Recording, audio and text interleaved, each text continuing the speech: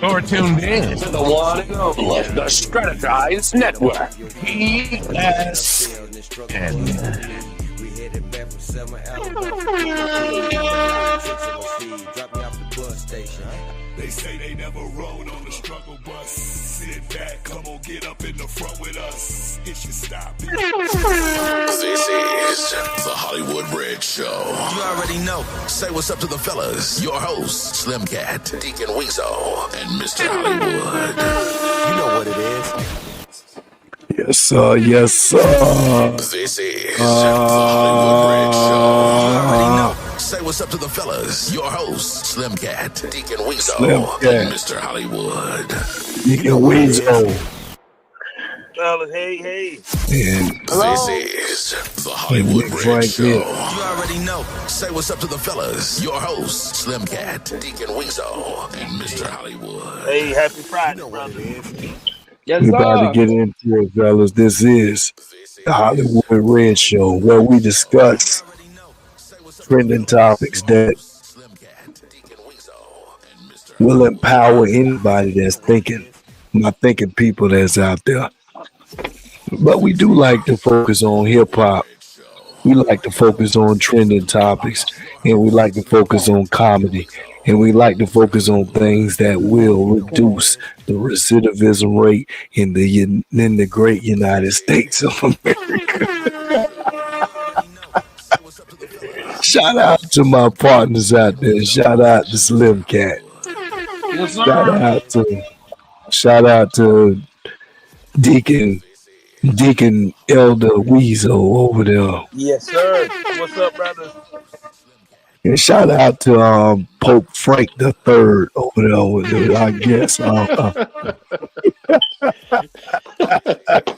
Yo. And this is another episode of the Hollywood Red Show, exclusively on the Strategize Network. So I'm hoping that y'all checking us out on YouTube and on our Facebook page. And we about to get into it with our trending topics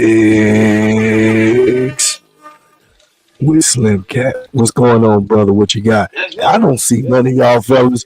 Y'all been doing this to me about 3 weeks straight. We not doing this tonight just because I took my time to go ahead and line up my beard and make sure that I'm looking right on camera. That don't mean that y'all boys slipping. Slim Cat, we not doing emojis. We not doing avatars. If you want to be an avatar, you need to do the movie.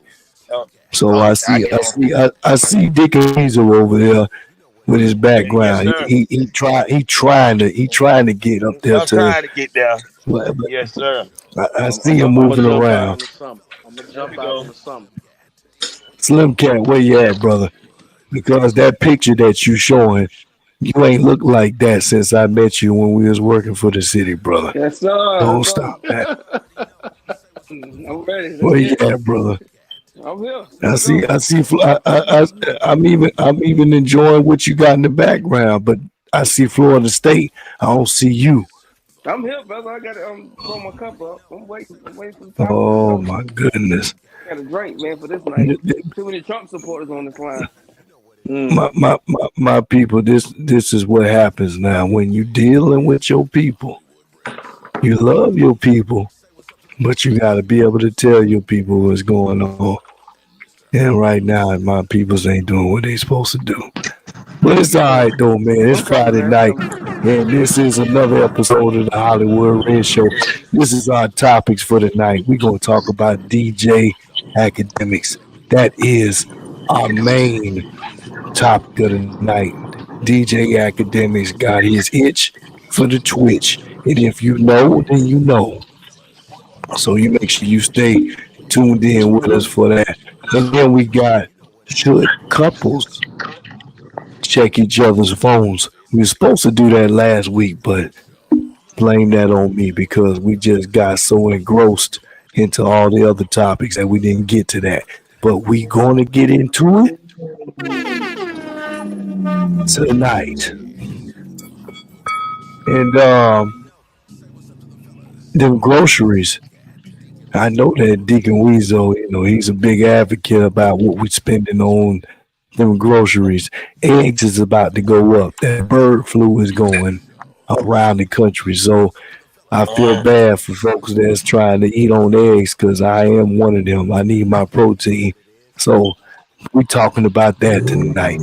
And for my peoples that's 80s babies like myself, you know, we need to understand what is the difference between the artist by the name of Prince versus the, I don't know what to call him, but Saucy Santana.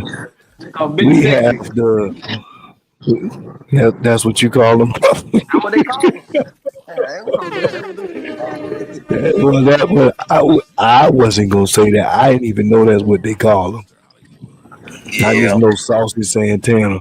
I know he real saucy, so I would have used that. That's a fact. But we gonna dissect between what is the difference between how the audience engage a Saucy Santana versus the artist by the name of Prince. And if you up there in Detroit, we need to understand about the lift discrimination for what's her name? What's her name? What's her name? Slim Cat. Date the Moss. Yeah, the Moss. The Moss. She was catering to lift the transportation application, and because of her weight limitation, she felt some form of discrimination.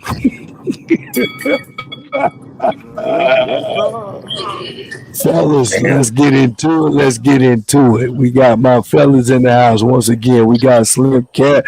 We got, of course, Deacon Weezo, and we got Big Pope Frank the Fourth in the house, man. So y'all give a shout out to the fellas. Slim Cat, what's going on, brother? Where you want to go with this, man? Oh man, which way you want to go, man? We're gonna go with DJ Akademiks, man. Hope I'm straight. Your volume is kind of down, brother. Wait. Live gonna get you. Do something for me. Can you hear me? Is it better? Hello? A little bit. All right. Yeah. What about now? So which one you want to go to first, brother? What you got? I guess we go with the Lyft situation with Auntie DeMoss. Miss Date DeMoss, and basically Auntie DeMoss. Date DeMoss. She look like an auntie, old school black auntie. But Miss Date DeMoss, a Detroit rapper who's approximately 489 pounds. Oh my! Is currently trying to brother. I gotta do something with your volume because I can barely hear you. Can y'all hear me, Frank Diddy? Can y'all hear? Can y'all Slim Cat? Because I barely can. It's low, Slim Cat. Oh, let me get it right, man. Just touch on. Let me get it right. Hold on. I was going. Let me get it right. Hold on. Let me fix it. Get right, brother. Best damn microphones I got. Let me just do this. All right, I'm ready. What about now? Is it clear? No, you're not no clearer than what I heard you from before.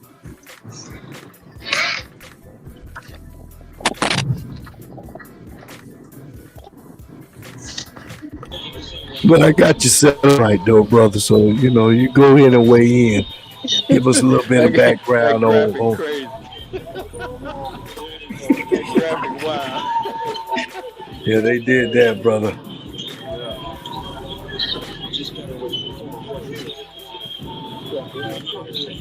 KT, what you got, brother? Because I don't hear you, but I know Deacon Weezo, he gonna have a lot of background in his message. So where you at, brother? Yo, y'all hear me now or no? Yes, sir. It's a little better. It's a little better. I don't really hear you, but just take off, brother. Go ahead. I'm gonna mute everybody so that you can go in and do your thing. Give us a little background on Miss Lift discrimination. What you got?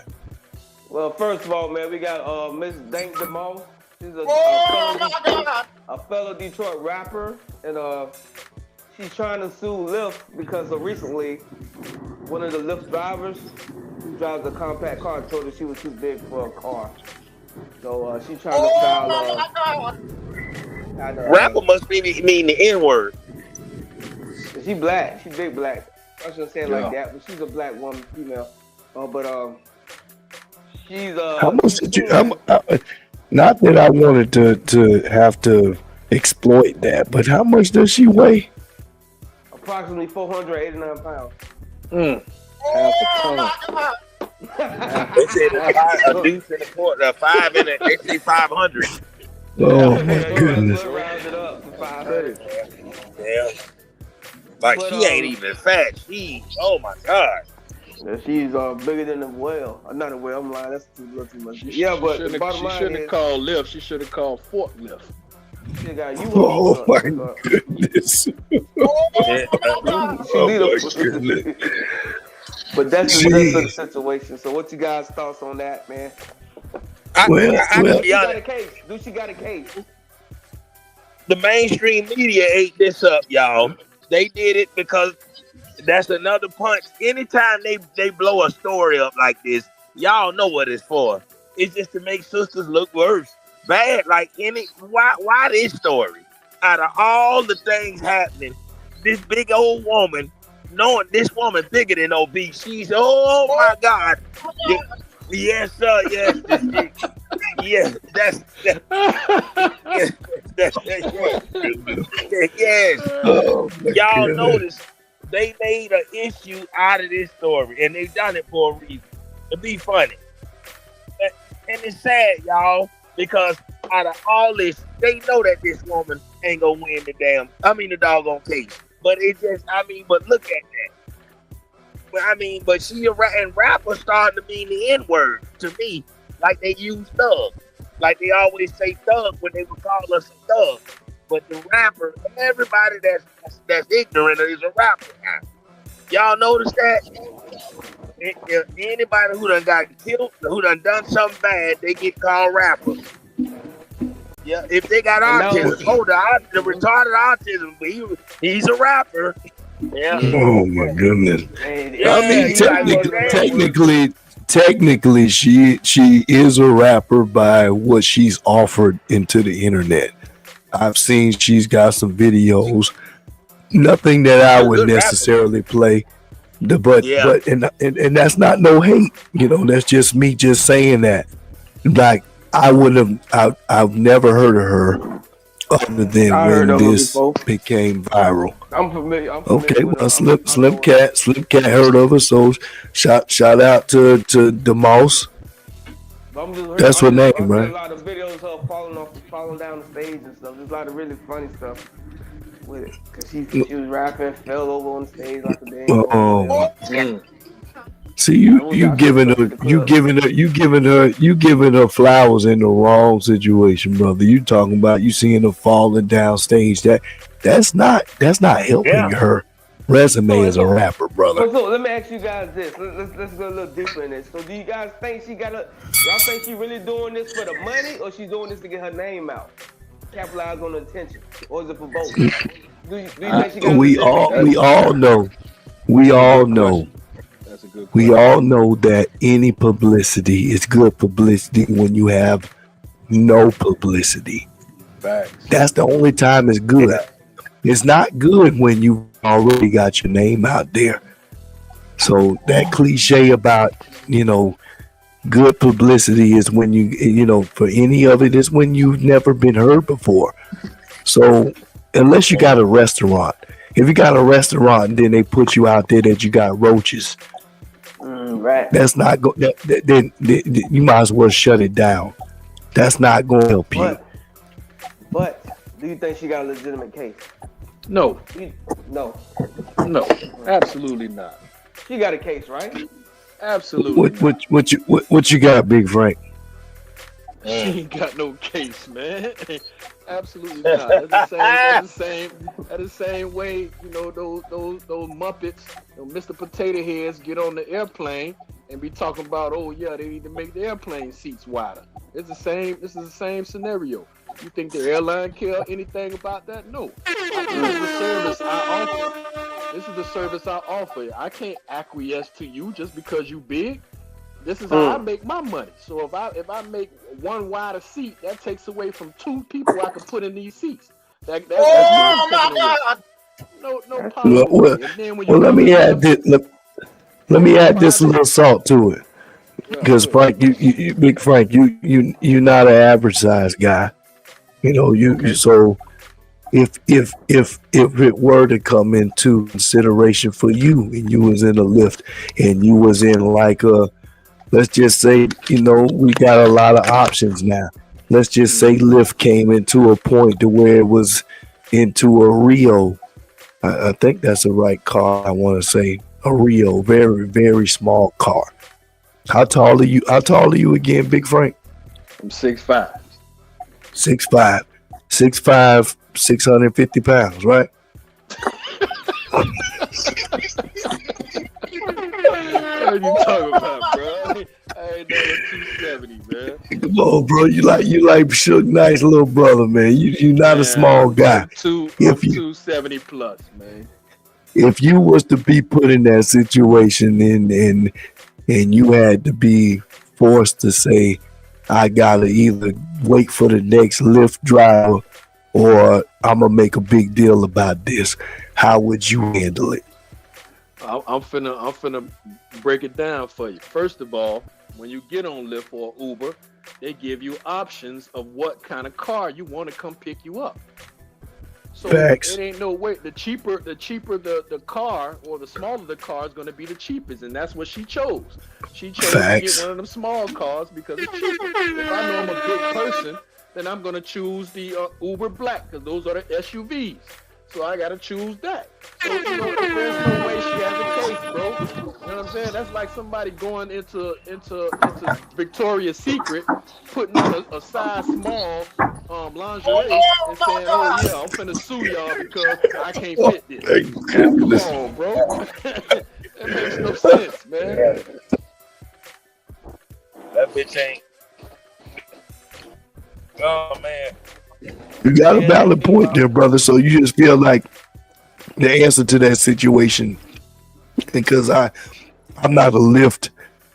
I'm not very educated on how the way Lyft does their services, but I know that Uber, you got to get an Uber XL. Exactly. And because oftentimes I'm running with family, so I can't just think about one person. Exactly. Fact. You got too much luggage. You can't just go into one of these little small economy size cars. So it's not just always based on your weight. It's just based on what you're trying to pack into that car. So you made a good point there, brother. Imagine the smell up in that small car like that. Oh, my God, I ain't even. And you know she Now, probably had. now what if they put her underwear? Ooh, probably had what, man. No, what if they put her underwear on Fear Factor and said you had to smell it for $1 million? Like, you know, my goodness. That's crazy. Oh my goodness. I got a sick mind. Now we was not trying to fat shame that. Because just because she big, that don't mean she don't smell good. I ain't trying to say that. Why we can't fat shame? Because I don't shame nobody when I don't know the facts. Because just because you're big don't mean you don't smell good. Well, what is a fact? Because what is a fact is that she was supposed to be, just like you said, she needed to take other accommodations. You can't blame nobody because you got a body size of 3 people. Like, yeah, you need to take because airplanes don't play that. That's you get on an airplane, you can't take on one seat. You're not gonna pay for that. and then think that when you get on there and you're of her size, that you can be able to make that work. Because what it does is that now it compromises somebody else's experience. So for that, we have to keep that in mind. And it's not about shaming her. It's about just being realistic about what the economics go into the situation. What you got, brother? I heard you got something to say. That was a good point. And I was just about to piggyback off that. The economics of the situation. By looking at her, we know that America is never running out of food. We're gonna always be strict. Oh goodness! Oh my! Big Frank, you know you need to be Frank Nick. You know you need to show your face when you slanging these mud pies that you're doing right.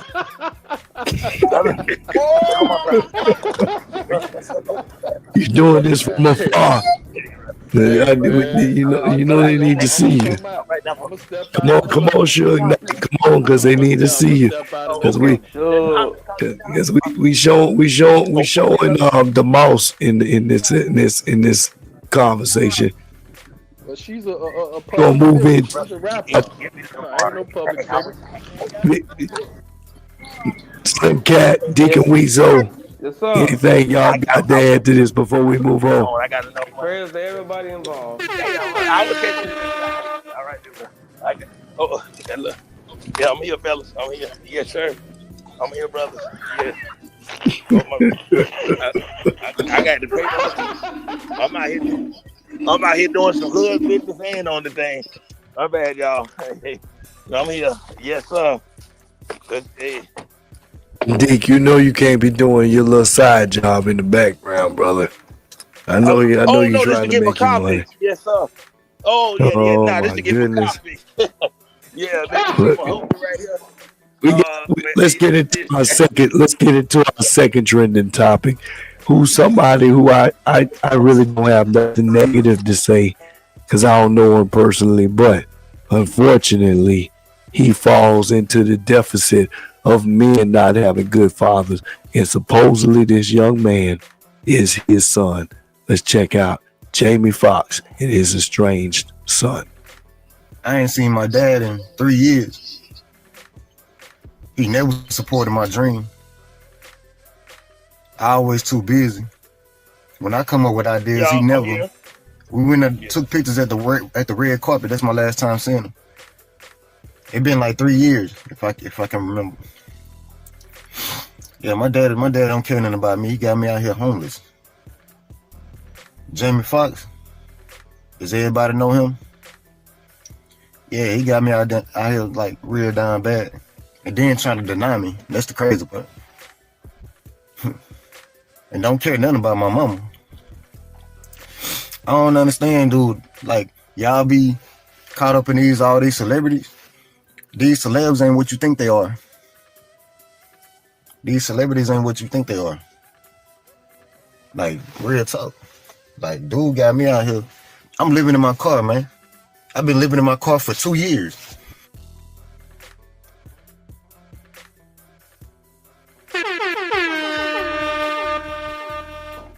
That wasn't necessarily the sound effect I wanted to play, because I wasn't trying to advocate the situation. So it was more of that one. But fellas, we got a lot of fathers on this line. Everybody, matter of fact, is a father that's tapped in right now. How do we bust this down? How do we interpret this situation? There is, let's put some of the caveats in it. There is a possibility that he could be capping. But shout out to Tasha K. She seems to be pretty relevant for her interviews and bringing people that wouldn't otherwise have a voice. And this seems to be somebody that she decided to bring to the table, that she must have done some fact checking. So in the event that he's lying, then I want to put that out there, that we're not going to give any energy to that. But let's put it into perspective for young men that need their fathers, because I believe that all four of us can be able to have something to tap in with that. So when you come from a background like that situation of Jamie Foxx, matter of fact, he just came out with a new special, and he even brought his children on there. He brought his daughters on there, a daughter that's musically talented. He allowed his platform to be able to expose her. He's done a reality show with his other daughter that they co-hosted together. So it's showing me that he does have the desire to put on his people and not just about himself. So to hear this is a little disheartening for me to hear that. And forgive me because I feel like I'm a little hoarse tonight.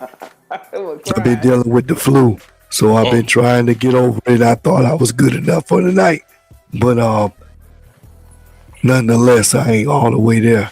So I hope y'all can understand me. But point is that when your children are calling you out in the background, does that make you be a bad father? Or does that just put in perspective that you just dealt with some situations that you just got to be transparent about, especially when you're already in the spotlight like him.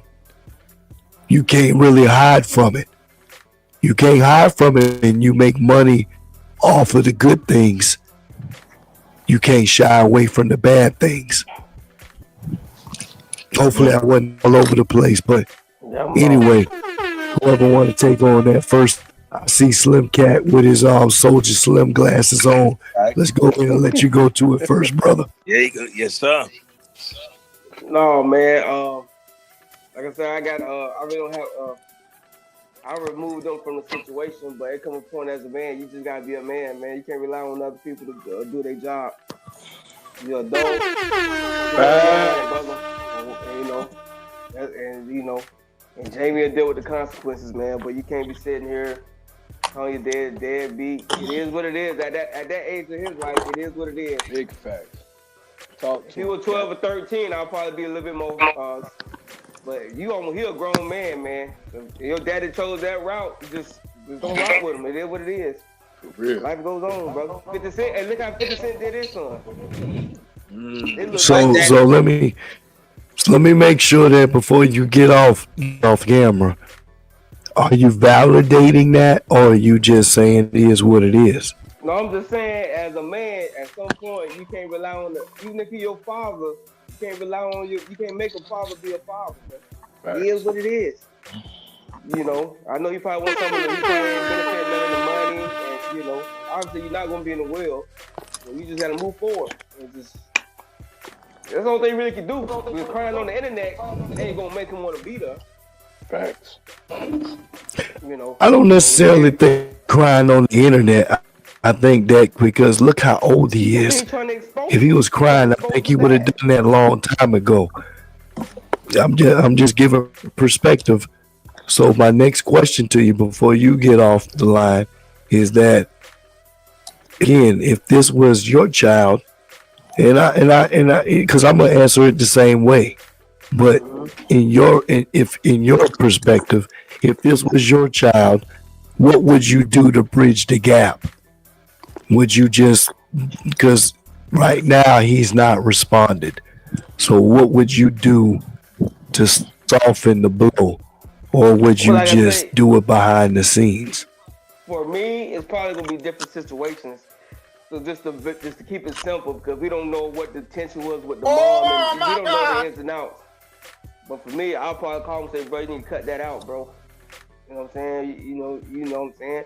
But if there's no relationship, there's really nothing that's gonna change. So if the dad ain't rocking with the kid, it's unfortunate. It's Even white, I know some white guys. They have no communication with their father, and they father got big banks. So it's just a bad situation. It's just a bad situation, whether it be black, white. It's just some situations the family just Black fathers don't have a chance. Yeah. Oh, black fathers, we doing pretty good, but at Now, the same time, he can't. You can't make your daddy beat up. Yeah, And then, it's just unfortunate. I got a pops. I only hear from him once a year.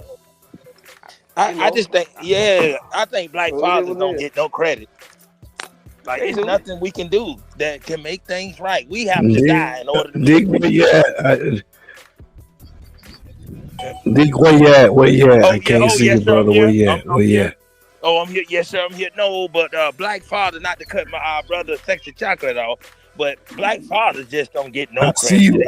I see you in the background of your Beverly Hills house. I know you got like 4 houses, brother. Oh no! I see you in the Beverly Hills house, but I can't see you. I just see the house. I'm trying to put it on now. I don't want to hit the wrong button. But no, yes, sir. I'm computer illiterate. But black fathers, so like we don't like. It's nothing we can do. They doing the same thing against Brian McKnight, his children. It's like anytime. This is what we get recognized for. A black father he's so unrespected. Nothing he can do is never enough for your black children, for this media. It's just you gotta die and like the ODB, and then that's when everybody gonna give you your flowers. But it's just like it's nothing that it's nothing you could say. And I done got to a point to where if I was Jamie Foxx, I wouldn't even give a damn. I would say the hell with his feelings. You don't know, yeah, man, because he gonna cry and moan and bicker regardless. And they go straight to that internet to get that clout and that attention. Why are you bringing that to the internet? If you really loved your daddy, you would go to him and call this man. That's right. Yeah, man. Like, let's stop playing. Like, you go right to the internet to get what you want, and that's some attention. That's what he wanted. Yeah. And now look, you got and I'm sick of people but brother, doing that. But look at it from this perspective though. If you had a job and you don't do what you're supposed to do on the job, what you gonna do? You gonna get fired. Yeah. So to me, when I look at the father situation, I haven't experienced that, and I'm not putting any shade on a father that doesn't have the same experience as me. That's why I was very hesitant about being a father. But when we are a father or a parent, let's just put it that way. It ain't even just exclusive to being a father. When you are a parent, there is no real space to safeguard you when you drop the ball. You could drop the ball. When you drop the ball, that was why I go back to my point. When you don't do the right thing at the job, what happens? You get fired. What happens when you do that as a parent?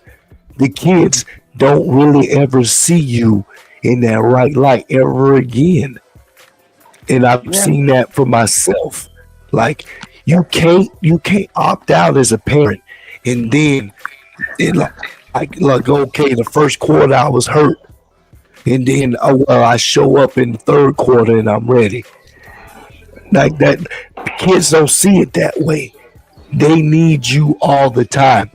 And it don't mean that you got to be Michael Jordan the whole time. It just means that you're present, that you still have input, that you still have a presence, that you still are showing.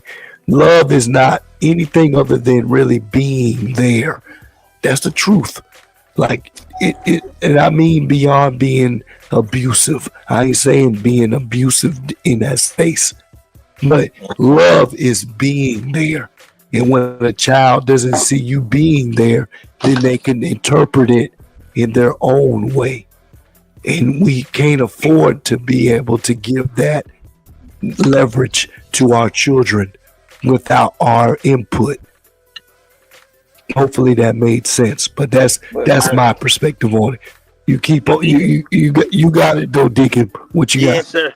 The deacon gonna keep it real. I ain't gonna play no game. Keep it real. The black father come in with a bad reputation. No matter how good he can hand out $1 million a day. He can do all the park walking. He can study on your homework, but he's still an ain't-ass Negro. Until we change the mindset of the women and the people that's raising us up and showing that they're gonna have to treat us with respect. See, it take the woman to change this.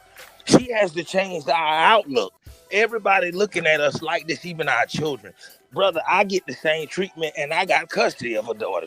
And that's I'm still ain't nothing to her and all that too, but my mama and all them make her think that.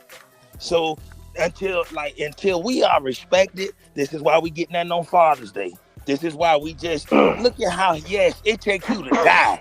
It takes you to die in order to be recognized for all your achievements. You will never hear about your army status. You'll never hear about you was the first person to create ketchup or do something positive. But all your mistakes while your black tail alive as a black father, you will hear. And that's coming from the women and the folks we have around us. And until we have to be honest. This is why I'm glad that we have this different energy in that White House, because we can tell the truth now about our feelings, about the treatment we get and everything. This woke culture and lying is too much. That woke side of crap. Oh, well, we have to dance around this and that. Man, what about our feelings?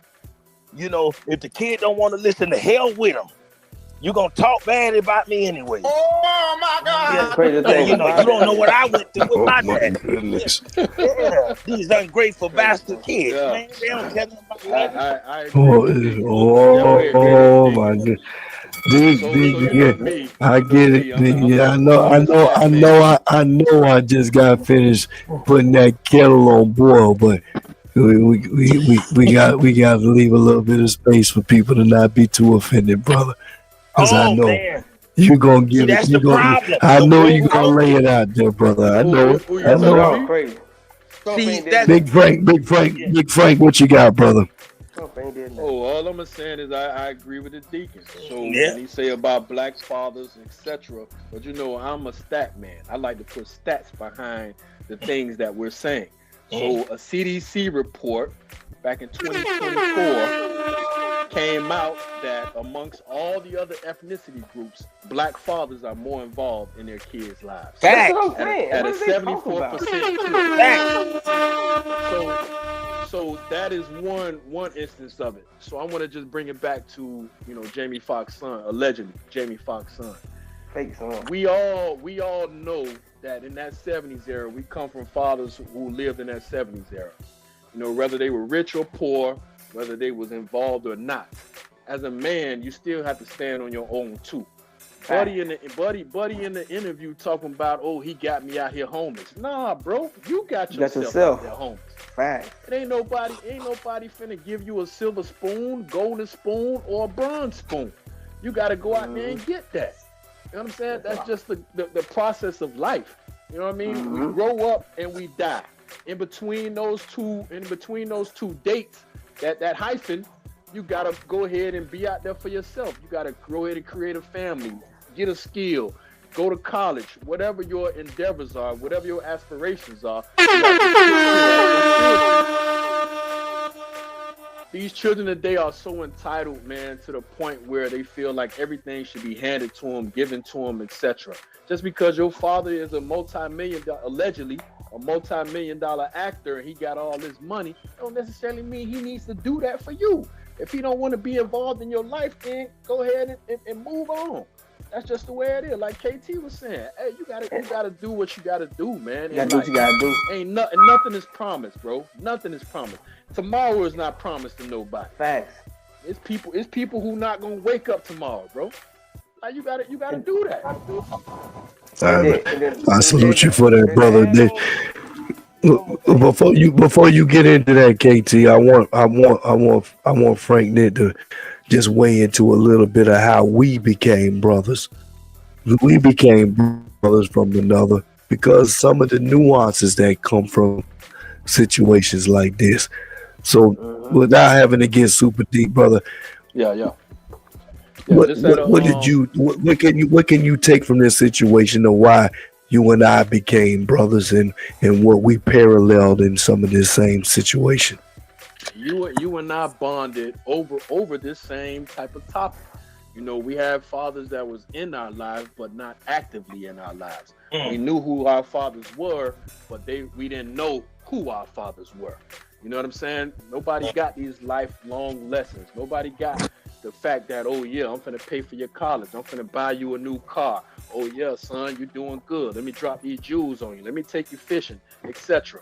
Me and Hollywood had the same story as far as how our fathers treated us, and what was there for us, to the point where, you know, we got more, not to say more in touch with our sensitive side, but you know when your mom is the only one who's the head of the household, you take on those characteristics.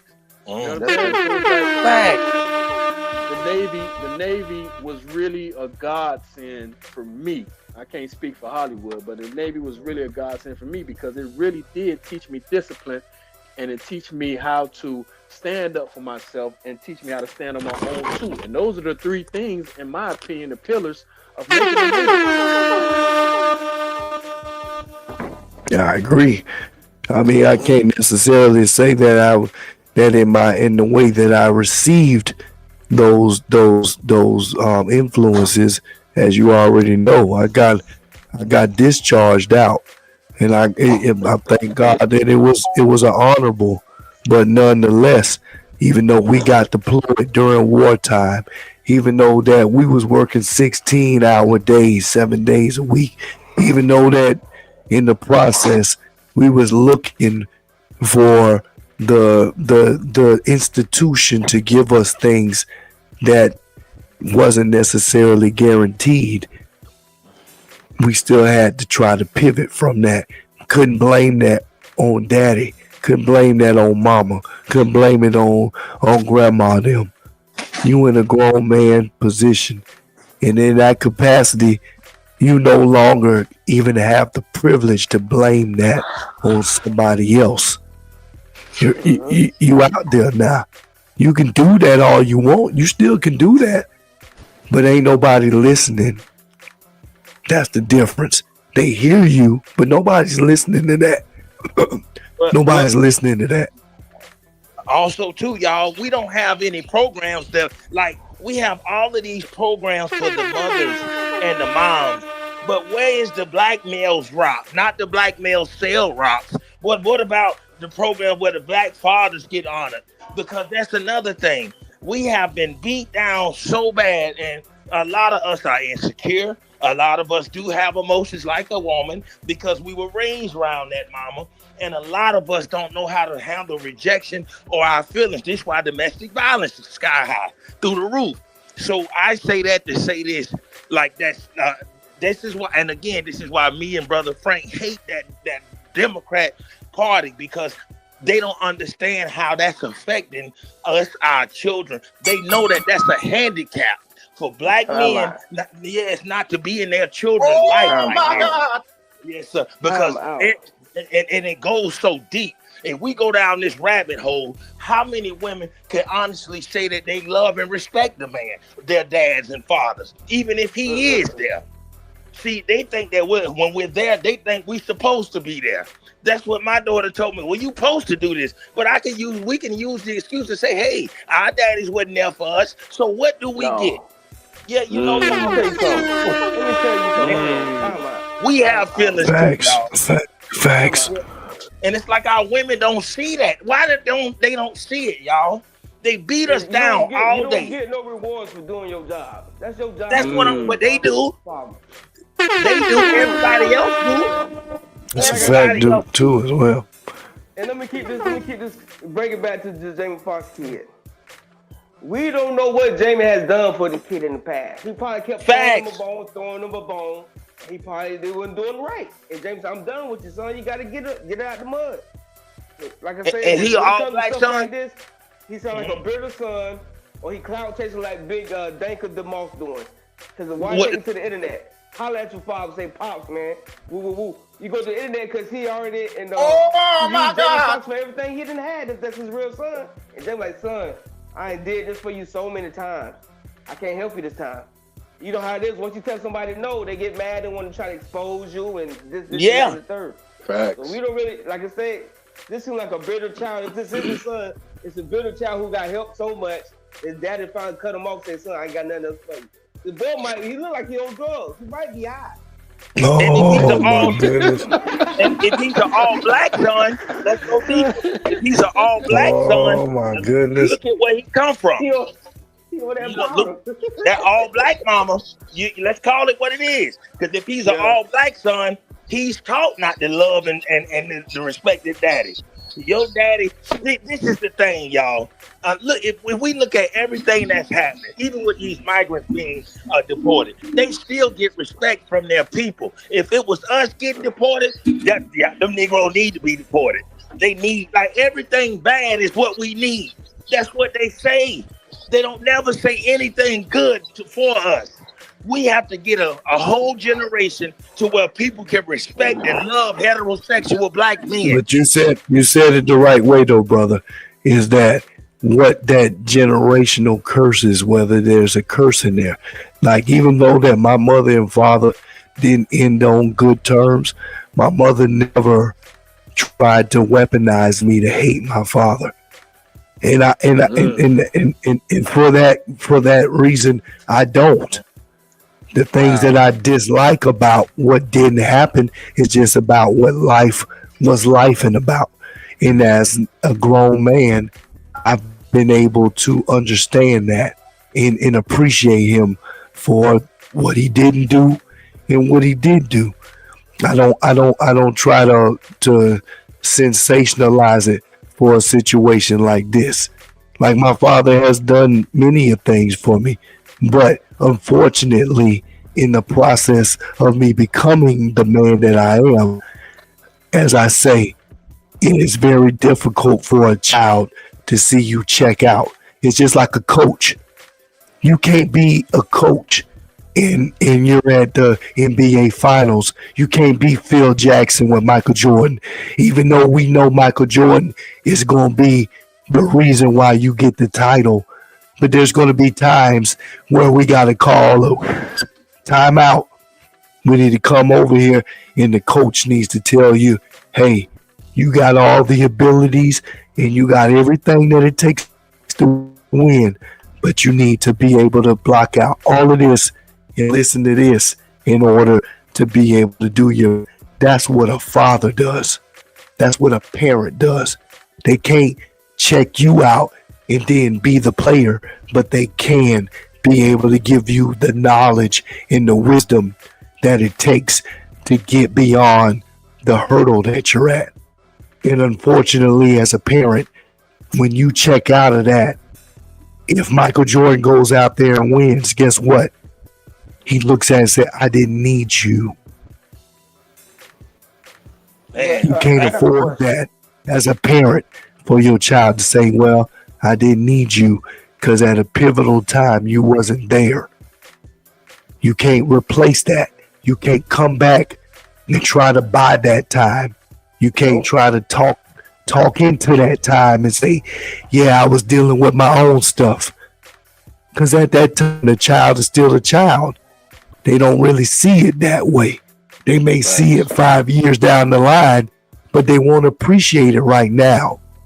And that's the part that I don't ever want to afford to my child, to say, yeah, you know, daddy, you wasn't there. I just hate that the children don't have an innocence no more. They shouldn't be placed to be against their father. How come we can have all the good sex and make the child and love each other, but as soon as the child hear everybody hate each other? Yeah, boy, when we in that bed making that baby, you know, and that's another thing. We have so many issues in this community because they were indoctrinated to hate us, and a lot of people have to be honest about this. Look at how we were taught. I told my mom, I'll be honest, me and my family just started. Hollywood could tell you, we started back talking. I told them I didn't talk with them because of the way that they talked to me. I said, I'm grown. Y'all ain't gonna be talking to me like no little boy in front of my own children. And that's the problem. A lot of the women talk and hurt us so bad, but a lot of brothers don't be honest and tell mama how he really feel.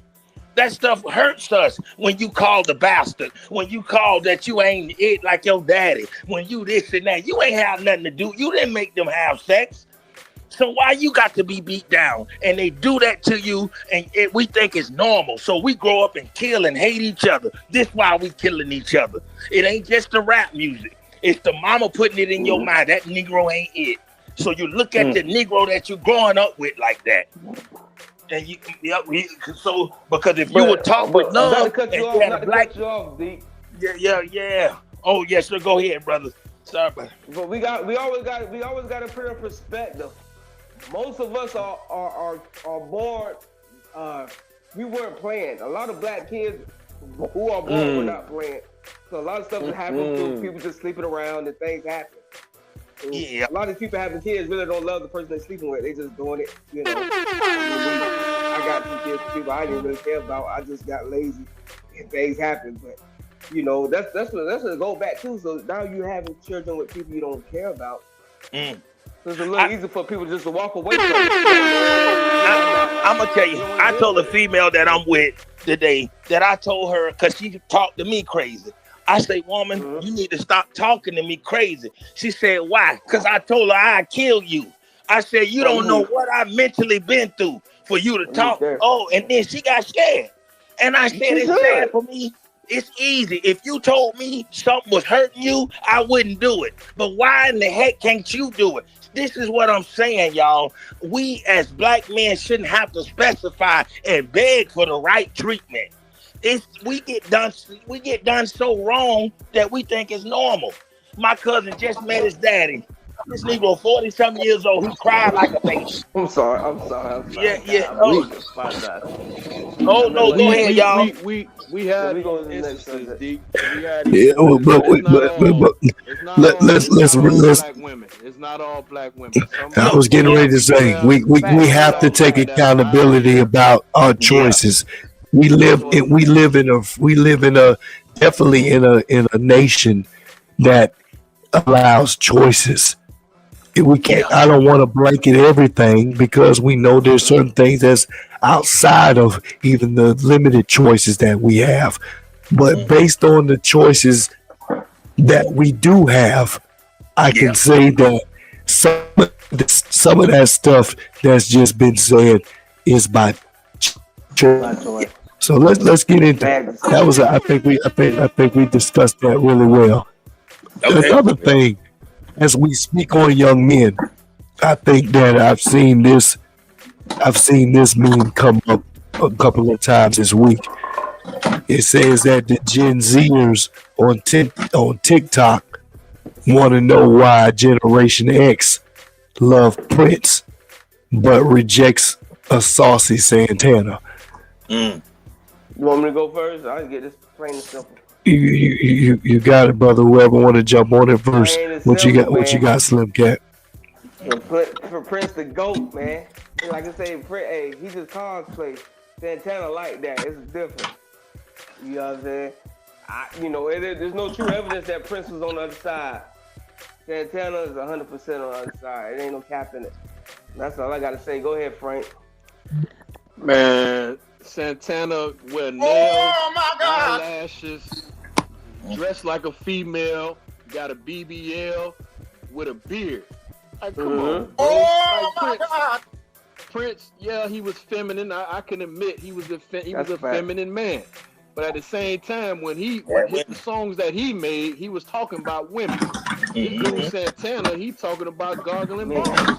Nobody want to hear that, man. Oh my God!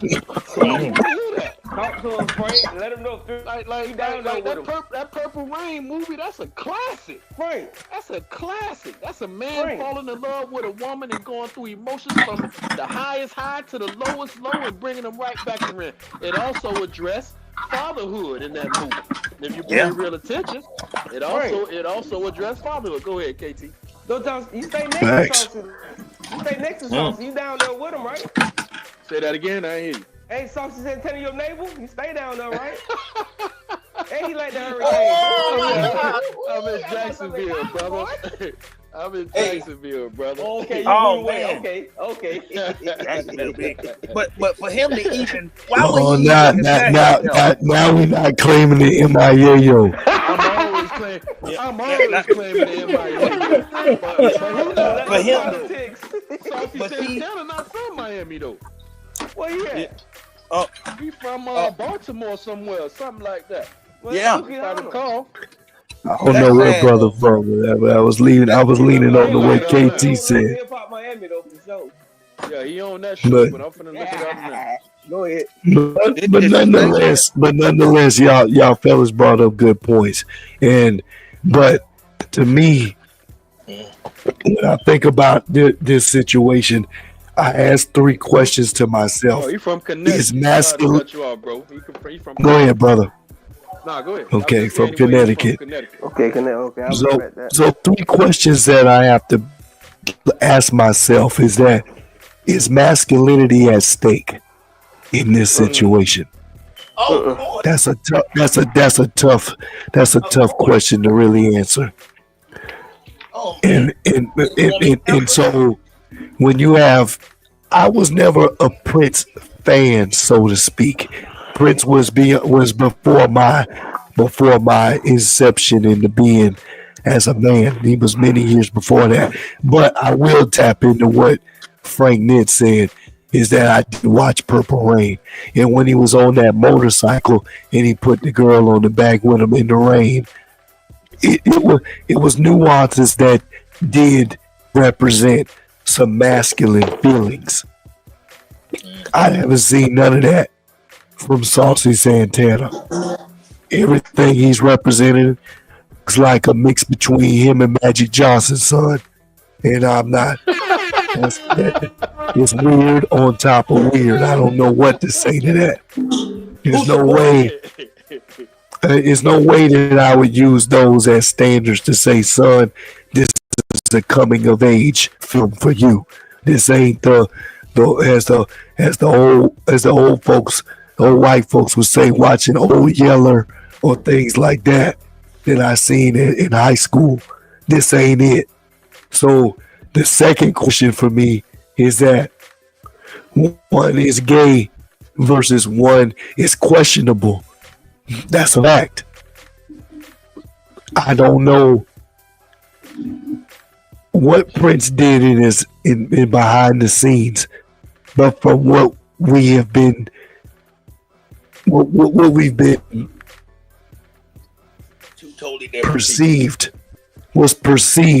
is that he was being more creative and artistic versus necessarily being gay. I wouldn't be Prince for Halloween. I ain't gonna wear that. I'm not looking to be like Prince. But I never seen him on a campaign to say he wanted to be gay. So for a Gen Zer versus Gen X, or however that Gen Zers that may have any type of they may have any disagreement with that. That's my perspective on that. And third thing was Prince my idol? No, he wasn't. So I don't really feel too vested into this situation to try to interpret his lifestyle. I think that he was what people wanted him to see. He came from an era that somewhere though, brother. I know, like you said, he ain't your idol, but where do we draw the line? You know what I'm saying? Facts. You can't just let these little youngsters try to change history. So now, you saying you trying to compare Saucy Santana to Prince. So now if somebody else who comes in, because these youngsters, they don't read books no more. They don't check facts. Whatever they see on the internet, that's truth to them. You know what I'm saying? So it's like, now they're comparing these two individuals as if they're the same. Prince played several different instruments. Saucy Santana ain't never played no instrument. This man got a beard with a BBL, bro. Like, come on. Oh, he played the instrument. He played the flute. But never mind. Oh my goodness! Yeah, like you say, Diggy, he got a dildo with natural skin. Oh my God! Yeah, he was a good clarinet player. But who's supporting Saucy Santana? Who made him famous? That's another thing. Black women. See, and with Prince, Prince had talent.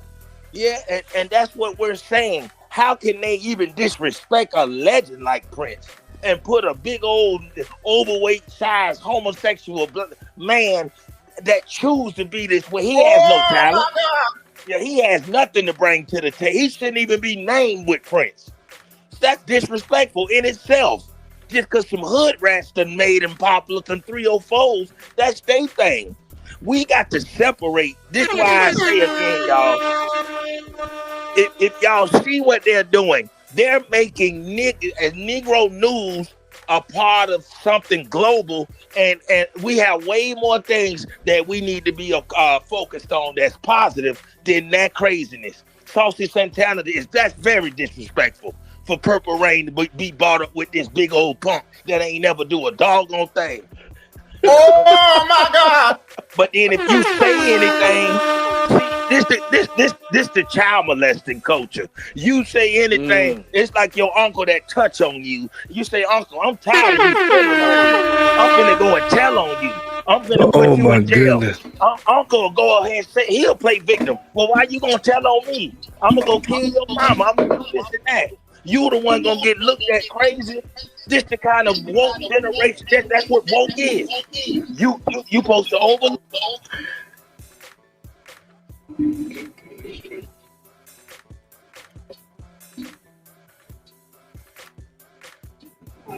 What happened? I don't hear nobody.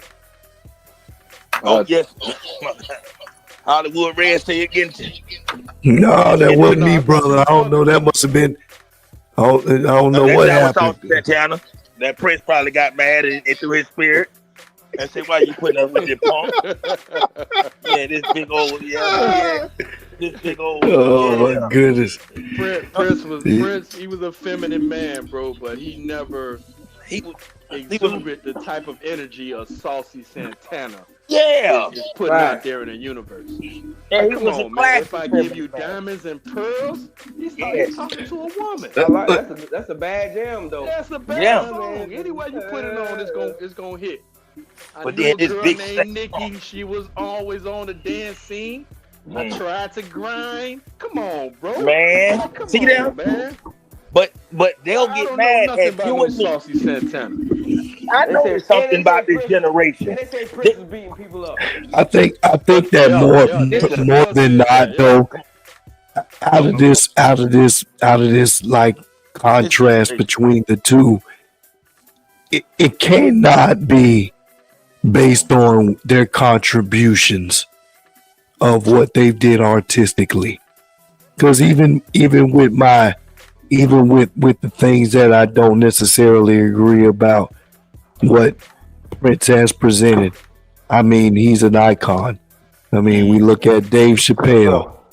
Dave Chappelle, one of his biggest cuts off of his show is something that's iconic because of who? Prince.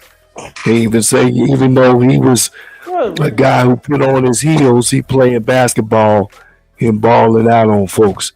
Like, I don't know what is the right way to interpret. What you say, brother? What's the difference between Prince and Rick James and the guy from Cameo? Well, I mean, we got to go further than that. That was the style back then. That's what they wanted. You're right. You're right. That's why they rock. You got to go beyond that, though. Who influenced them? Let's talk about Little Richard. We talk about Little Richard. Now, I think about Little Richard is who I think about. Well, he literally took. He started putting makeup on his face. He start that trend. Like the era is different. But even now, yeah.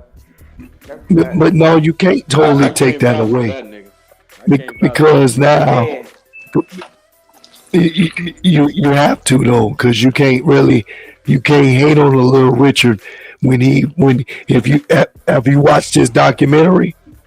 No, I haven't. No, I know James Brown beat him up. And then I encourage you to watch his documentary because prior to that, I would have looked at him the same. I mean, when you hear him speak, he's not in his Hollywood red mode where he's trying to be very intentional on everything he says. It's a lot of bass in his voice. It's a lot of he's not the same guy that you see carrying on in those in the ways that made him famous, and having to see the things that influenced him. Yeah. He came from trying to transition rock. What, he molested too? Girls thought that was sexy to them back then. When they seen the Prince and all them guys, they that's a fact. That's what the women liked. That's a fact. You know what I'm saying? That's a fact. They was doing man, Prince had the baddest one, KT. You know what I'm saying? They had vanity. The era's different. When women see Santana, they don't like it. Cause they see a dude with a beard, with makeup and eyelashes. It's different. I don't want to be around none of those women. Please keep them away. They don't like it for themselves, but they'll like it to hang around. Yeah. Big facts. They put that was the way of the world back then, though, man. A lot of them guys dressed feminine with their shirt, with the shirt unbuttoned, with the long hair. That was the 60s, 70s, 80s. But you can't pull it off now. It's 2025. That stuff done with. Now, fellas, listen to what everybody just said. The women, like you said, most of the women like that type of man. Do you know a lot of those men been sexually abused as children? And yeah. So a lot of them come out being like that. A lot of them don't want to be that way. You know, that's dysfunction. But it's sad though that somebody's encouraging that kind of behavior. Now they'll call you and me that. Oh, go ahead. No, I'm just. But you gotta remember, it wasn't just a black thing. You got your boy. I think your boy really on the other side. Boy George, I think he was on the other side for sure. Yeah. The white artists, they did the same similar things with the eyelash, and the women love that too. You gotta put things into perspective with the time. But see, they warrior like class. 92, 93 when it started looking cool would have a beard and stuff. Beards wasn't style back then. Everybody had the clean shave with the long hair with their shirt unbuttoned. That was the style with makeup. That's what the style. The women went crazy for Prince, crazy for Rick James, crazy for Smokey Robinson. He do the same thing. That's what they did. Oh, nah, come on, nah. Don't Smokey Robinson had makeup on, you know that. Don't put Smokey in that category, man. Yeah, come on. Oh my God. Yeah, he's in there. He with them. Lionel Richie, he in the same category. What about Morris, the one dude, the light-skinned dude, Morris? Yeah, you know. Morris Day, he was a from the Prince. Morris Day was a gangster. Yeah, yes, he was a pretty boy. Yeah, and the Elder Barge. But look at the Elder Barges, though. Look at that biracial family. They were pretty boys. But look what their dad. Did you know what their white dad did to them? He raped them. He messed them up bad. Bad, bro. Oh my God. And they black mama knew. Yeah, y'all. He did all his children. He did them all that way. But that's what I'm telling y'all. I'm telling you, Weezo and Frank, you gotta put things in perspective with the time. Times have changed now. But see, that's the thing. Doing is different. But the thing is, a lot of the rules that's being made up are not coming off black men. We ain't telling the women to like those type of guys. All of this influence. We never did. And that's what I'm saying. We never ran our culture. It's the media. No, it's the Jewish people and the folks that's over us running it. Kanye tried to expose it, but nobody backed him up. Shut him up. Called them crazy, shut them up. That's how you do it, though. But see, if LeBron... Listen, though. I'm going to ask you this, Weezo. I'm put your mind. Fellas. We definitely know. We know that we got a lot of substance to add into this, and I don't mean to cut nobody out because I think we really did a good job on discussing this. So we got to get on to our Next subject on here about this white West Virginia couple accused of adopting black children and forcing them to work as slaves. Let's look into that. That's crazy.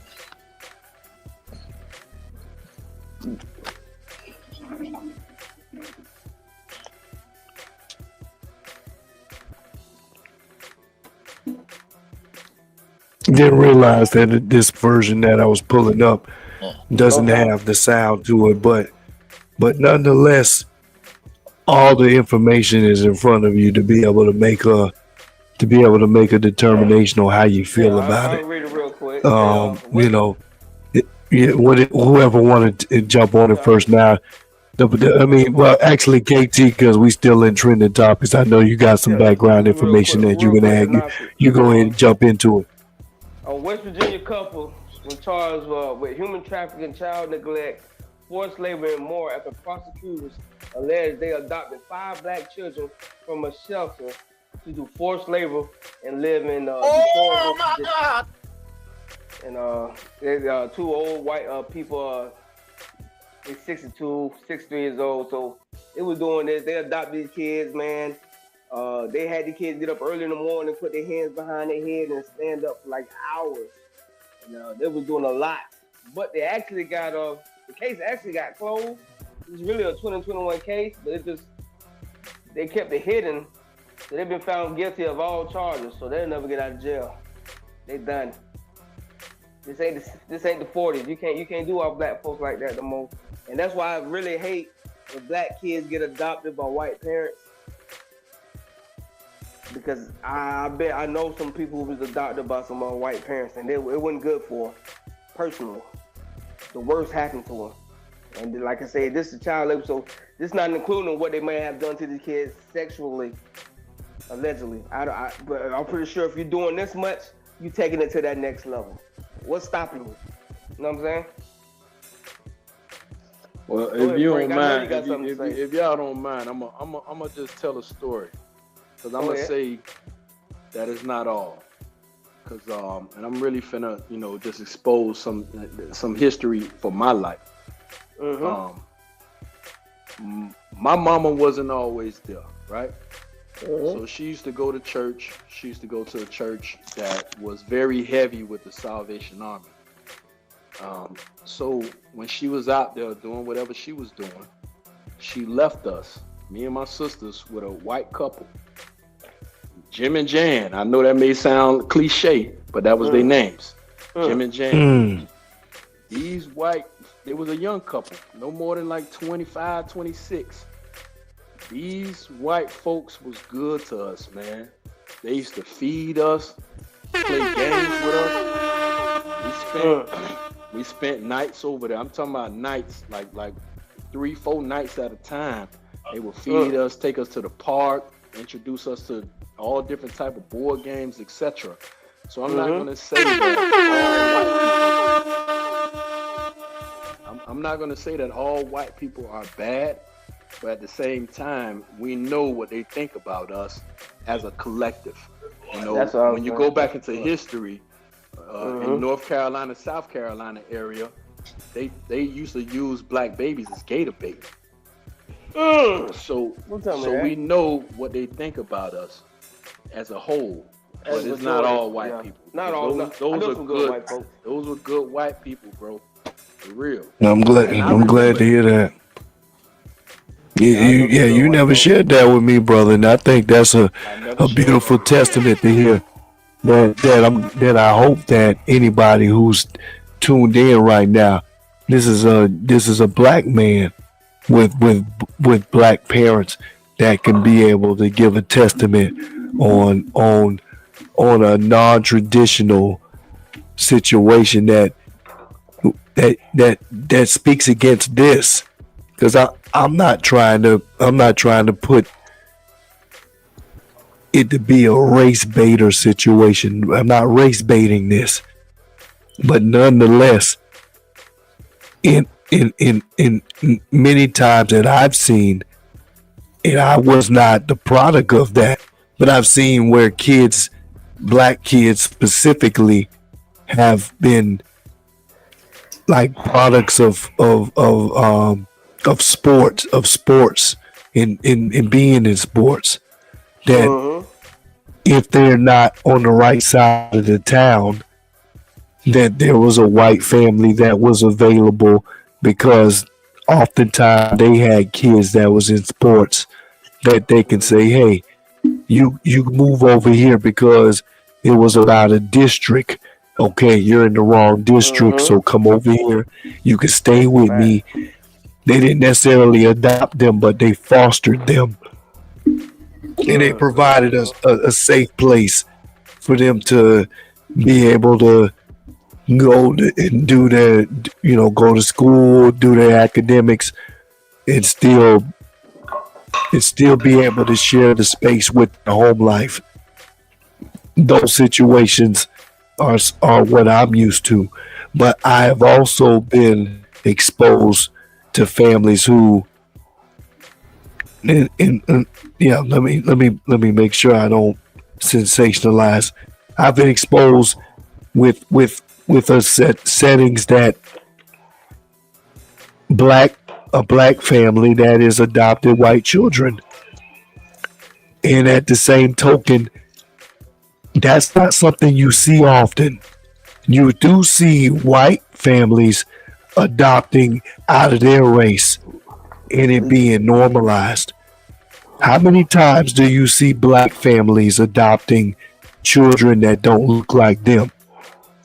Do you see black families adopting Chinese children? No. Do you see black families adopting Mexican children?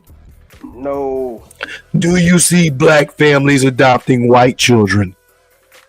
You don't really see it commonly. Yes. You're right, but see, I'm trying to give a basis in it, because I don't want it to be personal. I appreciate you weighing in on it, but I said it from my perspective of what I've seen outside of what can make it personal. I've only seen it outside of my situation, that white families adopt black children that are dealing with sports. I have never seen, outside of my personal situation, I haven't seen black families adopting white children. I haven't seen that often. Me, I've seen that often. I've seen it like more than one time. That just may be me. Like, I don't even know about your situation, but I know it. I know a black family got 2 white adopted daughters right now. But it's not as common as white, because a lot of black people just not financially able to do it. And this is the stuff you got to go through to adopt a kid is so tough. A lot of people just ain't gonna do it. You know what I mean? I'm sure. And again, the reason why I'm giving perspective is to understand about the other layers that come with it. Is because when abuse is being put in mind, it's easier to me, a black family to be looked at as the abuser when it comes to adopting outside of their race. I've seen white families that's adopted children, and when those black kids aren't acting right, it's the black child that's the problem. They're the bad apple. And again, I'm saying this from what I've seen.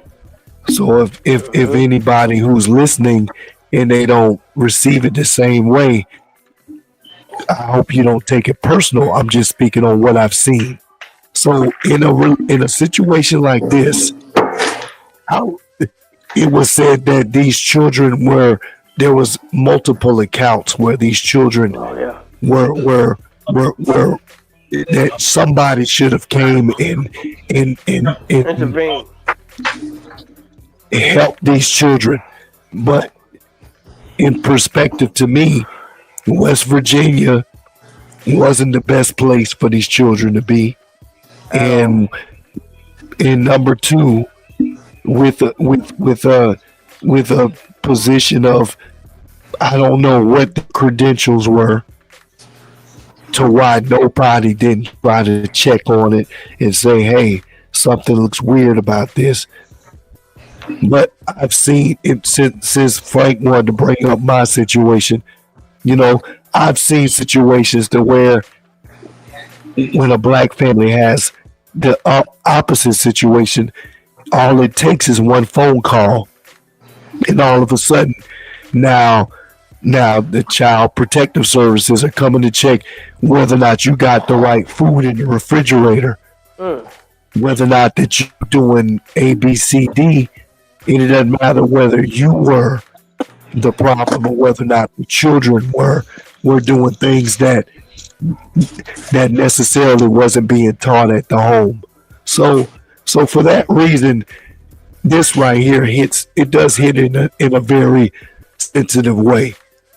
So I'm hoping that whoever this couple is, that they get held accountable, because when you bring in children that's not yours, to me you got to take ownership just like they are yours, and unfortunately they didn't do that. So yeah, Deacon, what you got, brother? Oh man, I'm here, brother. I'm here, fellas. Yes, sir. Oh man, fellas, y'all pretty much said that, cause I be on these subjects all day. I done the straight talk, so I have the laugh now, cry later, Jekyll and Hyde way of thinking. So, but y'all pretty much said that, everything that need to be said, and I agree. Fellas, I agree with everybody. The only thing though with that L. DeBarge family, we all just have to be careful. That L. DeBarge family thing, that messed me up when I read his book, because I never understood how that family was. But with a lot of biracial children that a lot of people don't understand, and I salute you, Hollywood, even Jessica, Jerome. A lot of people never talk about the abuse that they go through on that white or that black side, because back then, we didn't have no cameras and everything, and you didn't have no protection. So if something happened, granddaddy let you sit on his lap. And a lot of those, a lot of the racists, like those racist white granddaddies, be the molesters. Like, they love to molest. And so with that being said, now our children have an outlet. But just imagine them secrets that done been kept from the ones growing up in the 80s, 70s, and 60s. Yes, sir. Big facts, brother. And I appreciate everybody weighing in on it. Again, I want to make sure for the listening audience to understand that this is a very sensitive subject. So yes, it's not about black, it's not about white. Big Frank already weighed in, and he's a black male with his siblings that is able to give a testament that he had a good influence by some white babysitters, so to speak, that didn't do something like this. So we're not trying to weaponize this to make it again, a race baiter, to where you see this and then and for people who's not seeing everybody that's speaking, it's nothing but black males that's speaking, and still can be able to differentiate between how this can affect not only us but the listening audience. Yes. But wrong is wrong, and this is wrong. And just blame the deacon. Tell them y'all blame the deacon. I take all the smoke. Yes, y'all leave my brothers alone.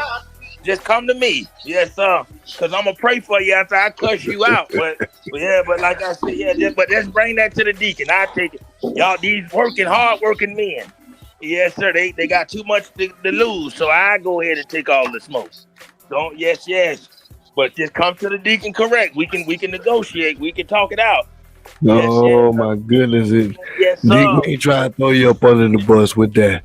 It's some other stuff out there, man, that our president that at least three of us in this conversation voted in office. It ain't looking too good for our President Trump right now with all these moving parts that's going on. So deep. You know, before I get into the details, I already know that you know some of the stuff that's going on. One of them things is them groceries. You know that the bird flu supposedly is affecting our egg supply. I'm glad I got a chicken house in the back. I ain't go ahead and press upon my wife for us to go ahead and start adopting some chickens back there. But aside from them groceries, that looks like we're going to start feeling a little bit of influx of our money going in there. Deke, what are you feeling about your President Donald Trump and what he's being faced against early on since he's been inaugurated? Since I love him, I love what he's doing. I love him. I'm gonna have his back. I'm not a bandwagon rider for Donald Trump. I love him and I pray for him, and I thank God that he's doing the job. And the reason why the eggs say it ain't the bird flu why the eggs high. It's the Biden Kamala flu. Yes, sir. Because eggs was high a long time ago. I hadn't seen a carton of eggs since Trump was in the seat in 2016. So them eggs I don't even know I can't spell grocery store. I'm like them African kids that just look out the window. You might well play that song in the sons of an angel. Yeah, cause brother, I can't spell grocery store. But the thing with it, getting back on our president, he's making moves and he's cutting out programs. A lot of this spending that we have, this country has been sending money to Afghanistan for condoms. They spent $50 million on condoms. If people read and listen to their politics, he didn't cut the Medicaid. A lot of the food stamps and a lot of this EBT stuff is getting cut, and now a man like me can get a woman now because you gonna need a man. So that's gonna help us men, single men. We ain't gonna have no women saying, "Well, I don't need you because I get this and that." So a lot of those programs he's cutting because they have been abused, and we have to look at this situation with our president. They handed this man the worst country. Joe Biden them destroyed this country. So it's going to look like it's Trump's fault. These next 2 years, and I want everybody to see, these next 2 years, we all got to get ready. Even with the job market, it's still hard to get a job, y'all. Even with them sending all these migrants back home, if you try to get a temp job or anything, you still can't get one. So everything taking its time. We have to pray for this man. We have to get behind him. But we got the point, the finger pointers. Nah, boo boo. Ooh, look what he doing. Look like, and that's why this is why we messed up the way we is. Because now you got these these no-neck rolling Martin Negroes that's gonna point the finger at anything and everything, knowing that he lying about most of the stuff and all. And one thing about Trump that I love is that he's a man. I am sick of woke and DEI. DEI don't help no black person. DEI? DEI need to DIE, die, because it don't help nobody. Yes, sir. It only helps white women that's $5 Indians and LGBT and illegal migrants. Me and Brother Frank can't go down there to that government and ask them for some DEI for a black business. When have you saw ahead of all these benefits? The 14th Amendment was for us, but they use migrants to get money and get all the benefits and use it for self and migrants. This is why you got Brandon Johnson and that Mayor Adams, 2 black Democrats that's fighting for migrants, but ain't doing a damn thing for black people.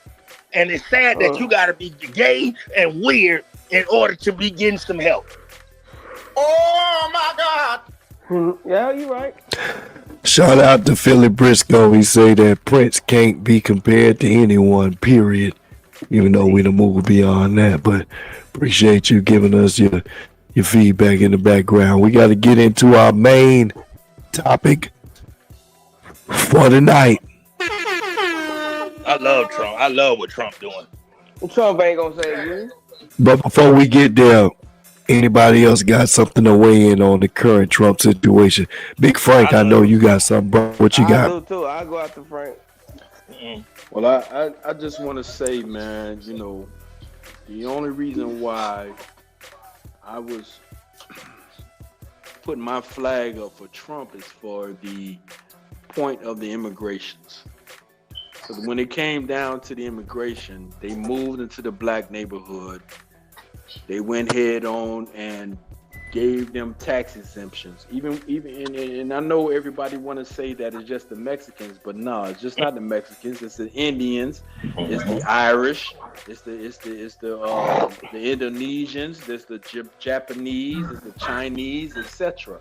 But we tend to focus on the Mexicans because that's the biggest button push that we can go ahead and say, okay, yeah, we're gonna get traffic, and we say 30 Mexicans coming over here. It ain't just that. They deporting the Mexicans, okay, but what about all these other ethnicities that are coming here illegally? We don't hear anything about that. So I commend the fact that we're getting deportations on certain illegal immigrants that are coming in here, moving into the black community, taking the jobs of the black community. They're going ahead and housing for the black community. They are going ahead and giving tax exemptions for all these other races. Like when we talk, let's for example, for the Indians, they come over here, they get an alcohol store, they get a gas station, whatever the business may be. After those 6 years are up, they go ahead and put that business in their cousin name, so they can go ahead and get further.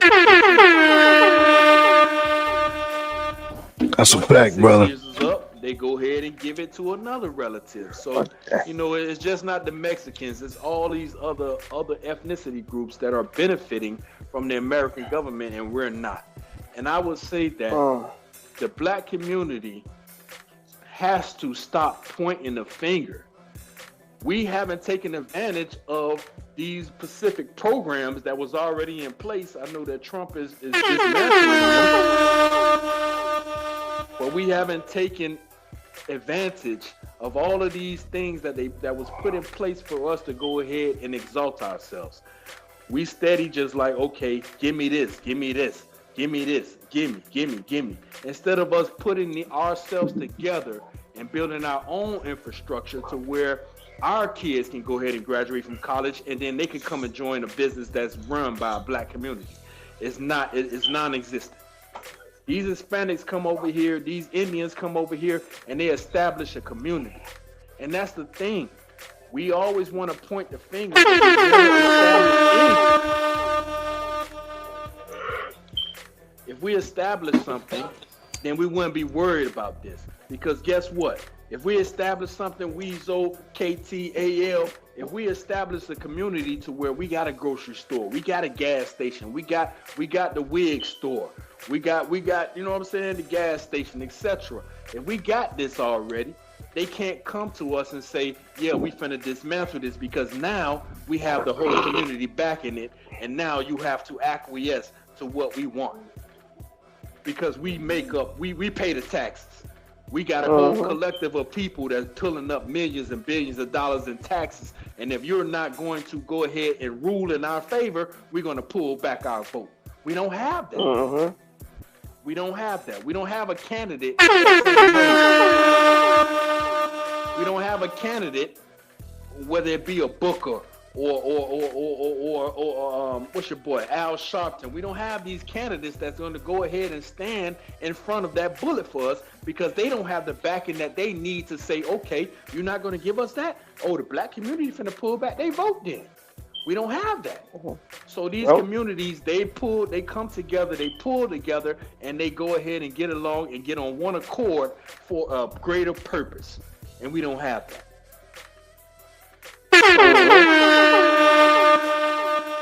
There's a lot of facts in there. Like you just said, the last part, I think was what really brought the cement to bring it all together was that a community being able to see a greater purpose. And our community, unfortunately, does not see it that way. We're too busy concerned about We're too busy concerned about Slim Cat. We're too busy concerned about Deacon Weezo. We're too busy concerned about Mr. Hollywood and Big Frank. And as long as we are islands out there in the ocean, we'll never create a nation. And that's the problem when it comes to us as blacks. And unfortunately, whenever that we bring this up, being that we need our own media to be able to speak our voice, when we say stuff like this, then it becomes you're racist, you're this, you're that. But if we're not saying it for ourselves, then who else is speaking for us? And you got it, but it's all about tone and how you say it. And I salute all you fellas that's on here. That's if you haven't heard it from the beginning, I'm hoping that you hear it in the right way. That it's not a hate speech. It's not just, as Big Frank said, it's not about trying to make us being victims. Being victimized has played out. It's now about seeing it in the perspective, seeing it in its entirety, to now take our plight and run with it in a different energy, a different frequency, a different in an empowered way that we have not done before. It's always about either blaming each other or blaming somebody else. And it's not about even the blame game. It's just about seeing what happened and now what are we going to do moving forward. And until we create a consistent voice about doing that, we're going to continue to point fingers instead of looking back at ourselves, not as a blame, but what can we do differently? And that's what I think that the reason why I voted for Trump was to give us the empowerment to just say, hey, I'm going to pull myself up by my bootstraps and I'm going to do something. So let's get a quick break in here because we're about to get into the hot seat with Deacon Weezo. Now pony time. Oh.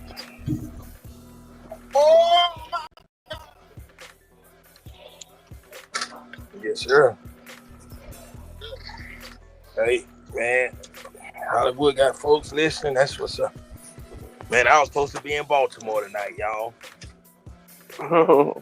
Yeah, I had a comedy show up there, man. Yeah, the man he ain't sitting that back end though, so that no Diddy, but that back end ain't nothing like that. I love that back end. Oh, oh yes, sir, brother Frank. No condom. Oh yes, sir. Oh God. Boy, look at, and I like when the money stank. Don't you like when them 50s stank? They smell like toe jam. Oh God, it just boy, Lord have mercy. Yes, sir. Oh, man.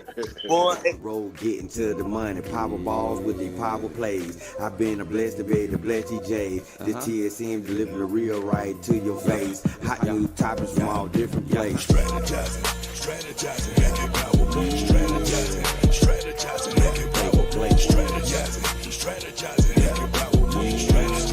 Strategizing, making calculated. Strategizing, making power plays. Strategizing, making power plays. Strategizing, making power plays. Strategizing, play.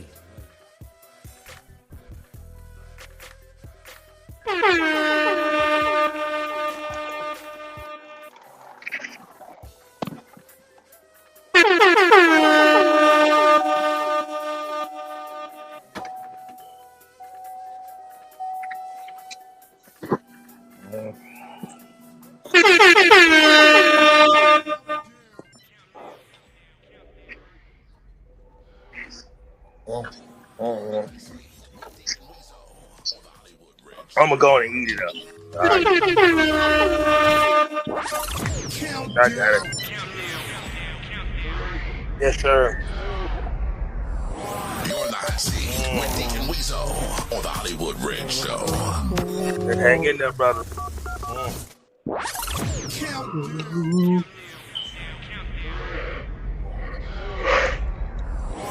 in the hot seat with Deacon Weasel on the Hollywood Red Show. Go ahead and eat it up, Deacon. What's the first thing you want to get on? I know you need to talk about DJ Akademiks and his pedophile self. What do you feel about DJ Akademiks? What would you do to him if you was the prosecutor in the court? Would you send him to jail or would you send him to hell? Which one you gonna do? Oh man, I would send him to both. DJ Academic, one of them chubby EH purple building dudes that got cool off the internet. He don't take baths but once that first Friday, and he wear the same black pants and the black sweater all the time. That's his uniform, and that seat smell like the hot seat that he sit on, that computer seat. But yes, sir. But my thing is too. This is how the internet. I would look at the parents, even though the young brother and Hollywood, boy, Lord have mercy. You might have to kill that funeral home organ, god dang it. Hollywood got the Undertaker organ going. Yes, sir. God. Oh man. Yeah, you could go ahead and kill it, brother. I'm gonna just go on and sweep through it real quick. But DJ Academic, he one of them culture vultures. And like I say, man, brother, he was wrong for talking to little nephew that way. But it's no surprise. It's no surprise. So he need to be banned off the internet. He need to be banned from Chick-fil-A and McDonald's too, cause he eating pretty good too. Like not like the fat chick, but the Negro eating. And another thing too, this computer thing has taught people how not to communicate well with each other. Because ain't no way this man should be this famous by being on the internet. What is he rich from? What in the hell is Twitch paying this man? Can I ask anybody that? Because I would love to know. The Deacon want to know. Like, why Hollywood, why we can't find all these podcasts and these sites to where we can get us some damn money? Because, man, look at here, brother. It's just weird to see all these men getting all this money for doing retarded stuff, and I don't understand.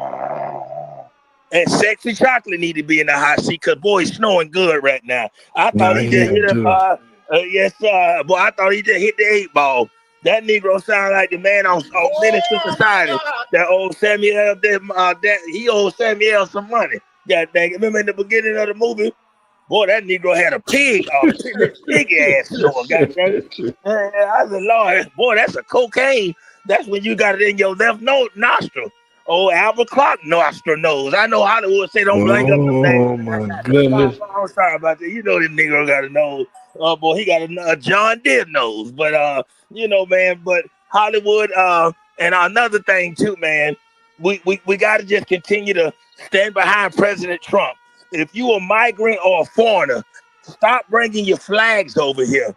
You ran and fled from your country. How in the hell do you got a Guatemala flag sticking out your yard, but that's the same country you say you hate?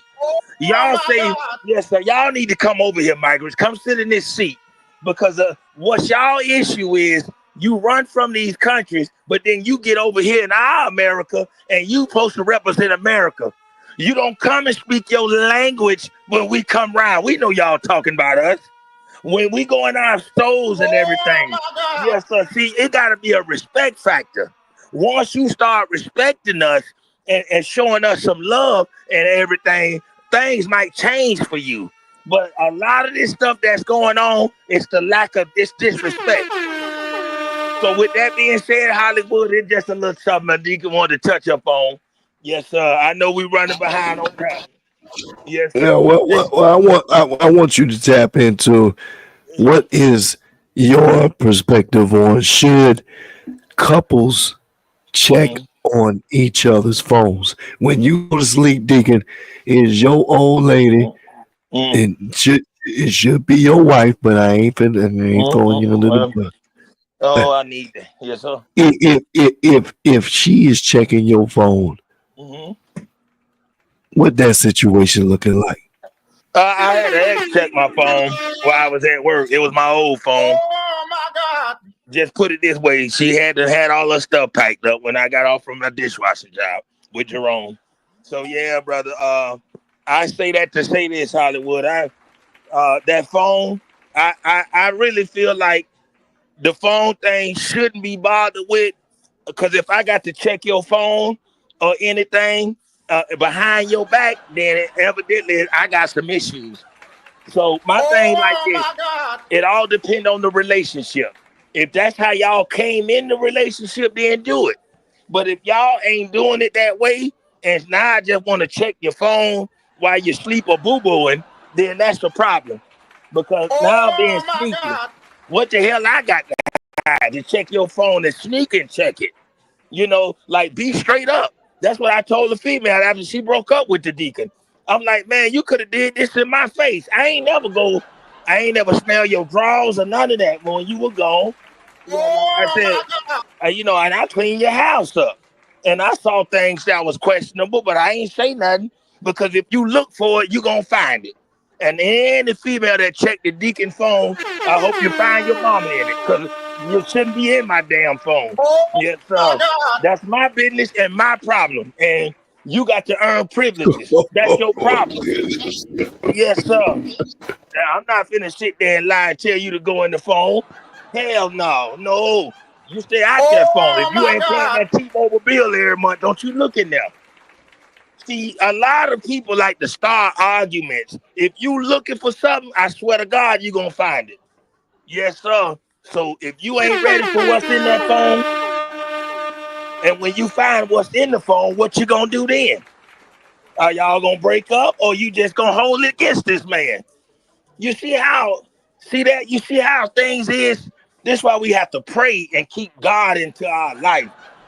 Yeah, y'all, because I'm telling you. And ladies, stop doing that. Yeah, stop doing that. If the man doing his job, if he cheating in silence, then let him go ahead and just, God dang. At least yeah. But anyway, no, Hollywood, she can't check my phone. It all depends on our relationship. Yeah, hell no. Yes, sir. Yes, sir. No, you stay Oh out that my phone. goodness. Yes, sir. I'm sorry about This that. has been this has been another hot Yeah, seat with yes, sir. none other And than the y'all blame Deacon, me. Hollywood ain't do nothing, Deacon y'all. Weezo. Thank you, Before Hollywood. we I get said, out of here, yeah, so we got to get into our main topic of the night, which is, should you check each other's phone? mm-mm. And in between that, we need to give some condolences and flowers to some victims from flight Oh yeah. 5342 that tragically ran into a military helicopter in DC. So we give our condolences to all of those that have been affected by that, because that's definitely something that has changed lives, and and it's something that we definitely want to be able to add our prayers and condolences to. So prayers go out to all the families that have been affected by that. Um, Getting into our last subject of the night, on a lighter note, couples checking each other's phones. Deke, you already let us know Yeah. that's definitely a no go for you. No, I sir. wouldn't Yes, blame sir. you. Wouldn't blame you, because We if I already was talked dating, academics. Big Frank, if you want to jump in on that, brother, because I know it's a deep subject. I know we got a little bit caught behind. So give me your perspective on DJ Academics. What was your perspective on that situation and the grooming that he was doing to that 15-year-old young man? Well, first I want to put it into y'all head if y'all can't recall. DJ Academics was crying when Sassy Sultana had done told him he gonna fuck him. Excuse me. He gonna hit him in. He gonna punch him. He gonna insert him in his buttocks. Mm-hmm. I don't know if y'all remember that, but he was Mm-hmm. crying when Sassy Sultana told him he was going to insert him in his buttocks. So now you bring it over 360 to where now he's saying he's grooming his child and asking him if he's gonna sleep with the man that's bringing him into the fray. So it's like, bro, when I look at this and I try to decipher it, and you know, I be on some other stuff. I kind of analyze things differently. Me personally, DJ Akademiks is involved with Holly Weird. You know what I mean? And so it's like I think that they get a finder's fee. They get a finder's fee. So if I can break this young buck and I can bring him to a millionaire or one of these Hollywood executives who wants to have relations with a young boy and he gonna pay top dollar, I'm gonna get my finder's fee off that. That's what I think about DJ Akademiks and any of these people that has highly influence when it comes to Hollywood. There's no reason for him to even come at that young man like that, other than the prospect of if I do this and I could get this young man to say, okay, yeah, I will sleep with another man. Now I can go ahead and book him. Because that's why the other dude was like, oh yeah, let me get your address. The other dude was like, yeah, let me get your address. It's like, come on, bro. These dudes are grooming our kids to be sexually molested. Big facts. Big facts. And I believe that he was going through a separate and he going through a divorce with his wife or ex-wife. Ooh. Oh, he married? Akademiks. I might be confusing him with somebody else. I thought he was going through a publicized divorce. Or maybe I might be confusing him with DJ Mustard. That might be who I'm confusing him with. That DJ Mustard that's going through the divorce. But yeah, Akademiks, like I said, bro, you have to look at what they put out there into the internet. The dude was crying because Saucy Santana they was having an argument, and Saucy Santana told him, "Oh, you feminine." Yeah, he didn't use that word for a word he used. "Oh, you a B, I will go ahead and insert myself into you." This dude, "Oh, I ain't with that gay stuff. You can't be saying that to me. I'm Jamaican. We don't play that." And yet this dude coming to a conversation with a young man, 15, 16 years old, and say, "Yeah, would you go ahead and let Buddy go ahead and have sex with you?" Like, come on, bro. That makes no Big sense. This man is a predator. Big facts, bro. Big facts. And you know the thing that, like you said, you know, this young man being 15 years old. Because 15 years old. It's grooming. To tell this young to sleep with another man in order to get a life. Either side of it, he tried to cover himself because he tried to solicit prostitution. Again, oh, I sent some prostitutes by your place. I'm glad that the sound bite caught that young man telling him that, bro, what are you doing? Like exactly. What, you know, he wasn't even on that type of timing. You know, in thankfully that he must have had some good upbringing, because there's some young men that might have found that interesting if they didn't have the right foundation. They would have thought, oh yeah, I need to go ahead and get my rocks off. But obviously for him, he don't even know what that means. You know, he's happy in this game world because now we're at a stage where we can entice young people off of what they like to do in a dysfunctional outlet like that. You trying to take somebody who's playing video games and now you're trying to entice them in some very dysfunctional sexual behavior. He didn't go to jail. Number two, you went from, okay, if I can't, I'm baiting this I'm gonna bait this fishing pole with two different types of bait. I'm gonna bait you on, okay, let me see if you're heterosexual, or let me see if you're homosexual. He didn't bite on either one. So shout out to that young man who knew himself, and he was not he didn't waver over dealing with somebody who's got clout like a DJ Academics. Then the last part that really was disturbing to me was that when he got called the carpet, similar to Scott Storch's baby mama, who got caught up from throwing out all those racial slurs.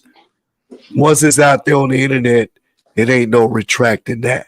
You can delete all you want, but once public gets wind of it, it becomes a wildfire. Like over there in California, it's gonna be hard to put it out. So now you want to try to come back and try to some in public relations as we speak. You're trying to you're trying to save face, and that's not going to happen. You want to be mad, saying, "Oh, I don't need this money. I don't need this and that."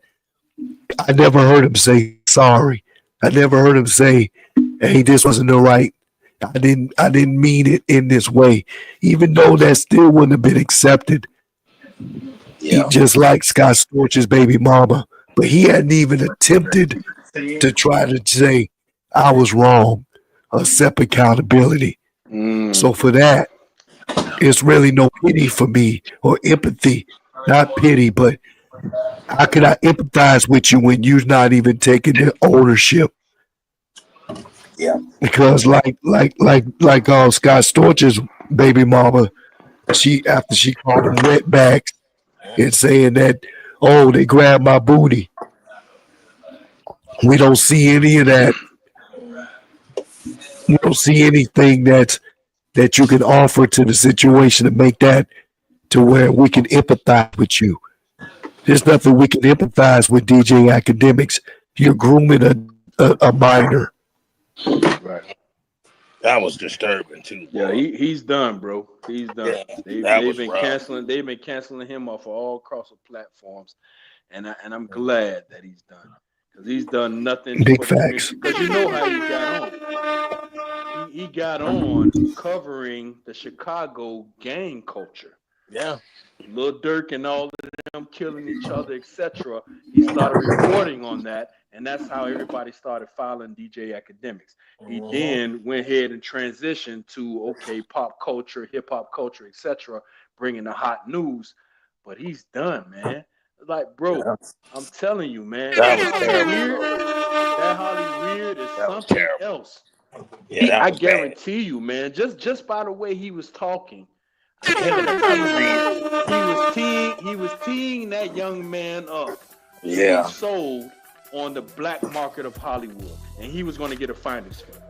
Yeah, because I wonder if the young man would have went along with it. Like it was like they were begging that young man out of his booty. Exactly, bro wanted his address. Talking about, I'm finna send some, like Hollywood say, I'm finna send some strippers over. Like, come on, man, who does that? And then another grown man with him instigating it. Bro, that was terrible, man. Like, that dude, we got too much internet, man.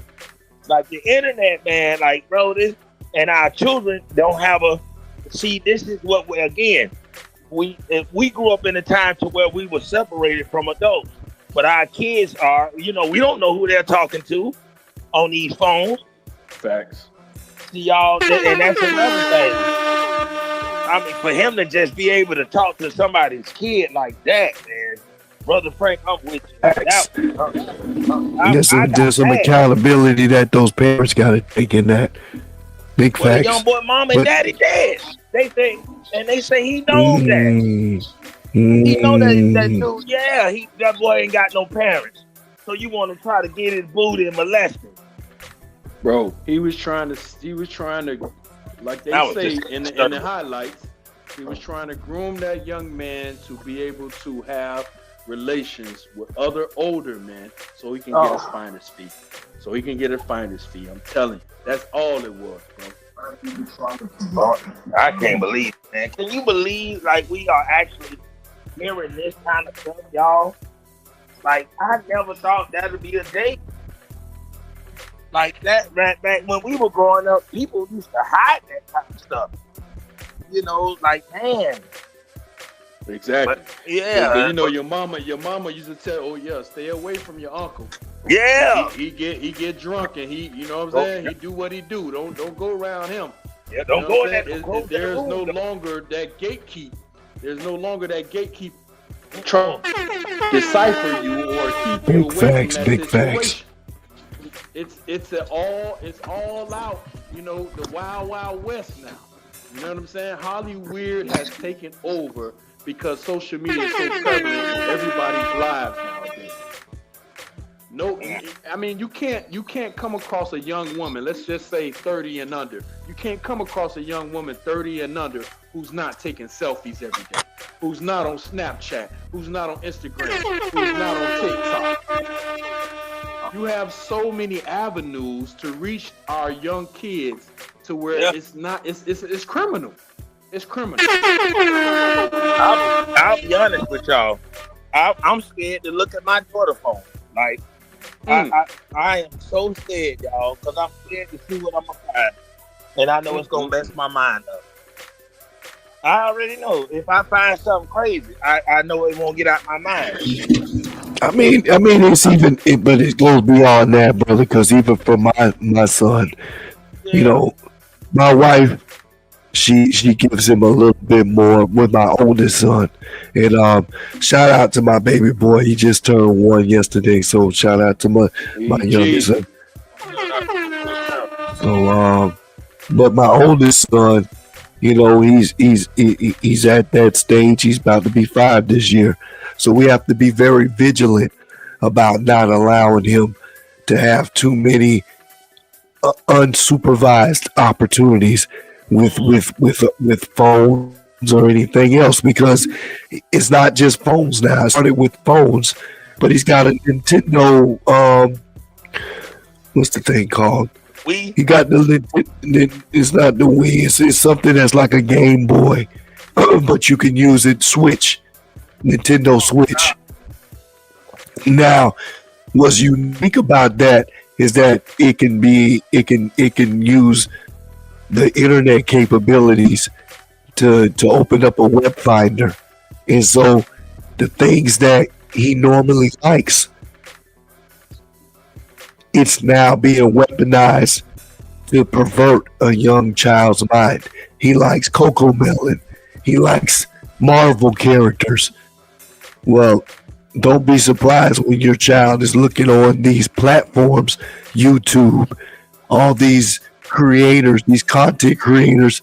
Now they're putting a version of things that these kids already are familiarized with, and it looks something similar, but yet it's perverting and putting false messages that don't go with what they would normally be accustomed to seeing.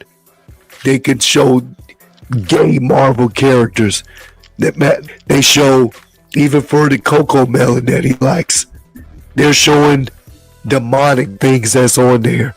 Like, who does that? Who tries to take advantage of a child's mind like that? You need to go to hell. As much love in Christ that I got in me, that's hard for me to forgive that, because you're taking advantage of a very innocent mind in doing it with all intentions. It's wrong. It's beyond wrong. It's demonic. And unfortunately, there's nothing we can do about it other than creating some safeguards around our children and being, like I say, more vigilant about not allowing access to certain things. Some people, I hear them saying that, hey, my child will never have access to a phone until they become such and such age. I don't really know what is the right way to be able to do that, but I know it needs to happen in a way that it's not unsupervised. That's the problem. My son knows better. He doesn't come grab my phone.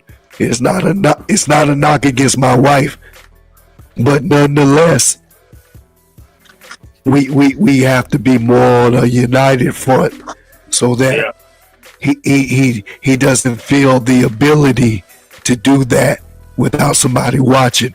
Because all my wife has to say is that, what you watching over there? Because 9 out of 10 times you got YouTube and you got kids YouTube. And the kids YouTube version is a little bit better about eliminating some of those options. But nothing is doing that ultimately to where you can just cruise control and just say, here's the device, here's the tablet, here's a phone. And I'm going to do my own thing, and then feel safe that you could be able to do what you want to do. That's silly. Kids are not groomed towards that way. A child looks for an opportunity to be curious. It's not about demonic. They're looking for an opportunity to be curious. So what are we doing to curb their curiosity is what we have to hold ourselves accountable. Wow. Facts. Wow. It's sick. It's a crazy world we live in, man. Yeah. And I know Deacon said, you know, he got daughters, but they ain't even that no more. Cause they want to rape the boys too. Yeah. The fact, brother. Oh man. And one time we had a dare, me and my chick that out, my ex, like, let's go on our daughter's cell phones. And man, her daughter, which it had porn in her phone. That woman cried on me that whole night, man. It messed her up. And thank God my daughter didn't have none of that in her phone. And I'm talking about they were in like 4th and 5th grade, man. And then the little girl watching Facebook, like, man. And the mama kept wondering why she kept going in the room under the cover. And I said, she was like, and we go under, let's look in the phone together.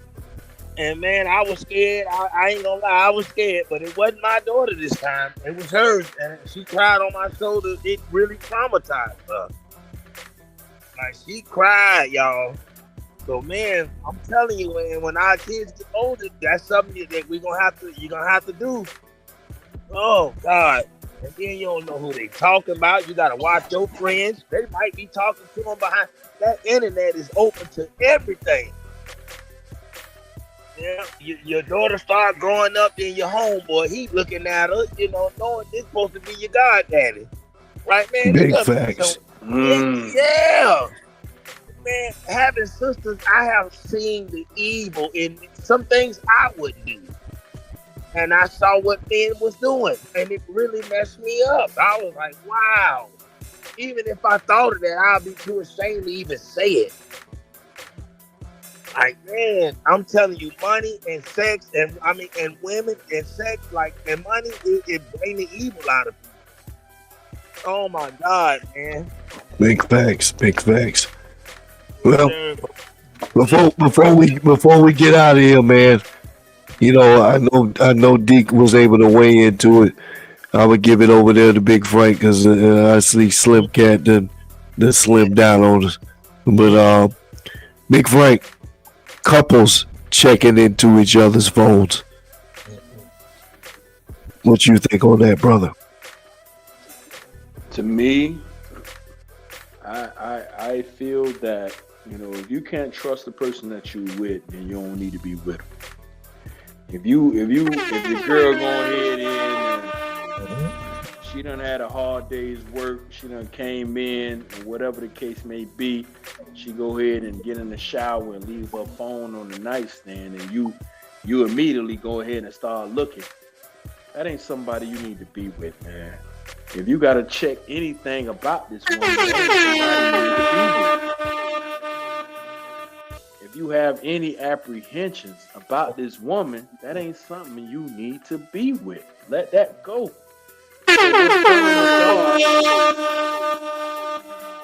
Like the old saying go, what's done in the dark gonna come to the light. But you don't need to know that, because usually when we checking a woman's phone, we already have that inkling that's saying that she's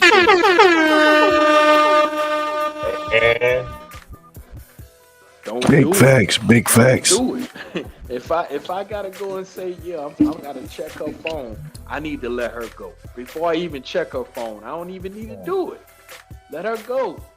Because she's not giving you it's all about mindset. When it comes to us men, we all about the mental and the security that we instill in our women. So if a woman is not giving you all that inclination that she's trustworthy, that she's loyal, that she's all about you, that she's putting you on a pedestal, that you're someone that she wants to follow, lead, and respect, if you're not getting any of that, no need to check her phone. Leave her alone. And that's a fact, bro. Because it's too many men out here that are putting themselves in jeopardy because they done came across their women cheating. So now they want to go beat up the other dude or put some harm to the other dude. Now what happens? Now you done put yourself in a situation to where now you locked up or you 6 feet down. Nobody knows.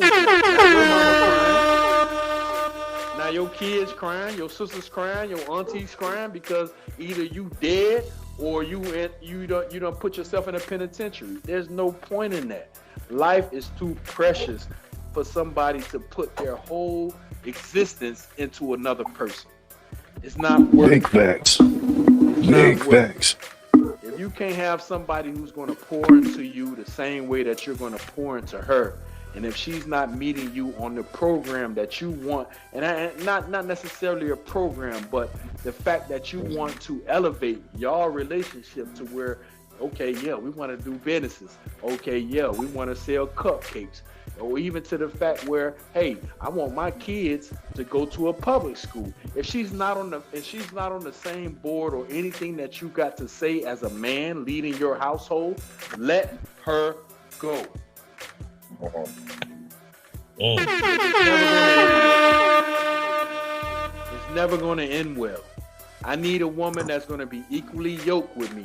And when we say equally yoked, a lot of people misinterpret that as saying, okay, yeah, we're on the same page as far as our kids, Nah, equally yoked means I am going in this direction. You need to come in this direction. That's what equally yoked means. Equally yoked means we're on the same page, baby. It's not the fact that, okay, you follow Jesus and I follow Jesus. That's not equally yoked. Equally yoked means I follow Jesus and I'm finna lay down A, B, C, D, and you need to get on board with A, B, C, and D. If you don't have that, bro, let her go. There's no point in putting yourself in jeopardy for anybody. That does not just include a relationship. That includes either type of friendships. That includes work relationships. That includes anybody that you interact with.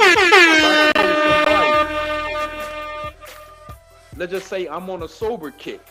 If I'm not doing anything, if I'm not drinking alcohol, I'm not smoking weed, I'm not doing cigars, etc., and you doing that, then I can't be around you because that's not what I am about today. So if I'm about to say, I'm going to go ahead and work out 5 days a week. I'm finna work out 5 days a week and I'm finna eat clean 5 days a week. So if you got a woman who's saying, okay, yeah, baby, go ahead and do that, but I'm gonna eat ribs. You come home, you smell that pork, you smell that beef. That's not going to help you in your transition to where you want to be. You gotta let her go. Doesn't mean she's a bad person. She's just not for you.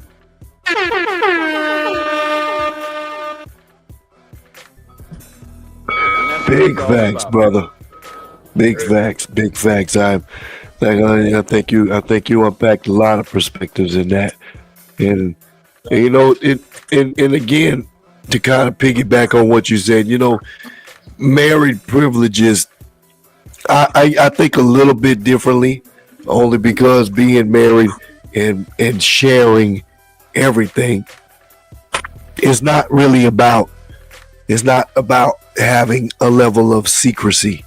Like, my wife knows how to get into my phone, but I truly believe in my heart that if I'm asleep, she doesn't feel the need to have to look through my phone with the ability to do it when I'm awake. Like, if she asks me to do certain things with my phone, like, and there's certain things that's kind of unique that it's like, oh, here's my phone, whatever. But it's not for me that I feel like, yeah, there's certain conversations. There's certain conversations that are private, but that's not unique to me. I know that she has some conversations with her female friends that aren't necessarily meant for me to see. It is not because it's something that puts her in a bad light. It's because they are confiding in her. So there's certain things that you as my brother can confide in me, and I can say it just as simple as that. She's not going to look into those conversations because she understands the level of integrity that I uphold, and that goes back into the trust. If she didn't trust that, then I probably wouldn't trust you knowing the passcode to my phone. I wouldn't trust me being free-spirited about those things if you're going to use those things to my detriment. But going into my second marriage here, going in 8 years, I've never experienced that with her, and I don't expect that to happen. But that's not by, it's not by osmosis. That's not by religion and spirituality. That's about what I present. I don't present reasons for her to not believe what I'm saying, and nor would I give her reasons for that. So I feel comfortable on both ends. I feel comfortable that, here's my phone. But she's not coming to me randomly saying, well, let me look at your phone. That would come off wrong to me. As much as I love her, it'd be like, what you need to look at my phone for? Like, it's nothing. So it's all about the tone. It's all about the agenda. There's some things off the top of my head I know, but I know in the back of my mind there's times where she's asked me for looking at my phone, but it's really something specific that it came to my phone and not hers. It wasn't about fact checking to try to decipher whether or not I've been honest, or whether or not, let me see this, that. Those implications are there. And nor would I feel the need to be like, well, baby, let me check your phone. I don't really think that's a man thing. And I'm not knocking women for that, but that's not a man thing. A man doesn't feel the need, let me see your phone. It's more of a woman. And if your woman's checking you like that, now I have been in situations where that's been the case. And I understood what the situation was. It was no trust there. But yet in that same situation, I didn't just lay down and say, oh yeah, here's my phone. No, because the tone was wrong. Let me see your phone. See my phone for what? Like I'm still a man's man. Like, you don't pay my phone bill. I'm in a scenario where our phone bills are paid together. And it still would be, I'm not going to just come to her and say, let me see your phone. So it's a give and take. I'm not going to come that way. She's not going to give me a reason to do that, and vice versa. So it's not a man flex. It's a trust flex. I trust what I am invested into in my relationship. Second thing is that what are you hiding? Because if you got something to hide, it's going to show. It's not going to be as simple as, even when she asked me, hey, can I see your phone for a minute? Yeah, here. I don't, because there's nothing on there for me to hide. So it'd be different. Like I say, if she's demanding my phone, it's not about you can't get my phone, but it's like, hold up, who are you talking to? like I'm still an adult. We're not talking to a child. That's like me telling my son, like, what are you doing on my phone? I can say that because you're my child and that ain't your phone. But I wouldn't flex that with my wife because it's just a different orientation. So that's the second part. What is there to hide? If you have something to hide, then I believe like you just said before, Frank, is like if the distrust is there, it's already going to show its ugly face before that. So it's not really about the phone. It's about the trust that has not been established or has been compromised. The third thing is that, as I was already introducing before, there's times when it's necessary, and to each his own for what it is. But when that time comes and the defenses are on high, you've already kind of sealed the deal on what the situation is. So for that, checking each other's phones can be a very tricky situation, but it shouldn't be. But again, I'm speaking from a wife and husband. Dating, no.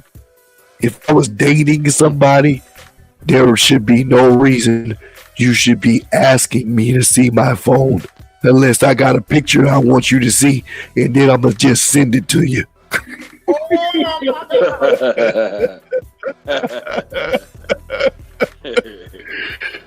So, for that reason, man, we about to wrap it up. It has been another episode of the Hollywood Red Show. Well, if you don't mind, Hollywood, I just want to say, I just want to dial it all the way back to black fathers. Black fathers are necessary in the black community. You know, we don't get a lot of credit for the things that we do. But when you go against the CDC, and I've already read out those statistics, black fathers are more involved in their kids' lives than any other ethnicity group. Now, this is a CDC statistic. This is not just me saying I'm eyeballing it and saying, okay, yeah, I'm finna be biased and say, yeah, because I'm a black male. Oh, yeah, black males are doing this. This is a CDC statistic. So I just wanted to say that black fathers are necessary. And that's the only way we're going to be able to compete with all of these other ethnicity groups and trying to build a community. We have to stop relying on all of these celebrities, all of these football players, basketball players, baseball players, whatever it may be, rappers, etc. We have to stop relying on these people raising our kids. Our kids look up to these facts.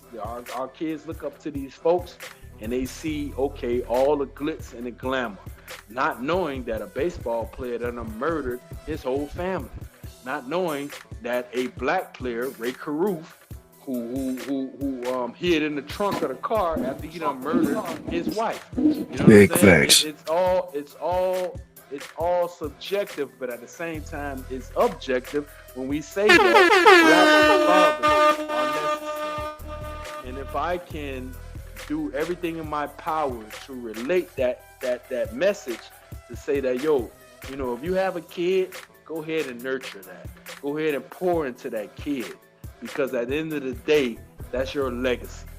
That's who you put on this earth to represent you. So if I have a kid and his last name is Bowden, then he has to be a substantial individual into this society. And that's all I want to say. Brother, like always, you bringing the real, bringing some substance, some meat for to be able to eat off of, and I salute you, my brother. And you already know it. You know, I mean, it's the flip side to that though. Before I bring it to a close, is that I was not aware of that factoid with the CDC, but it's kind of hard to digest that when we're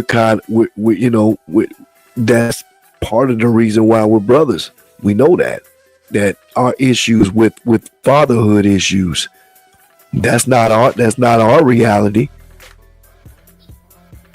But yet facts show that from the numbers that they've pulled, that there's more black fathers that's relevant than what we're seeing in the media. Let's just say it that way.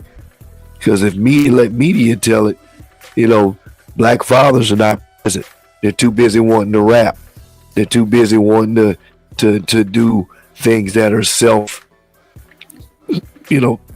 self-ingratiating, for lack of better words, something that's more self-involved, and that needs to be echoed more, because even myself, I was caught off guard hearing that. I was really caught off guard to hear that, and the CDC to have those numbers, that's dope.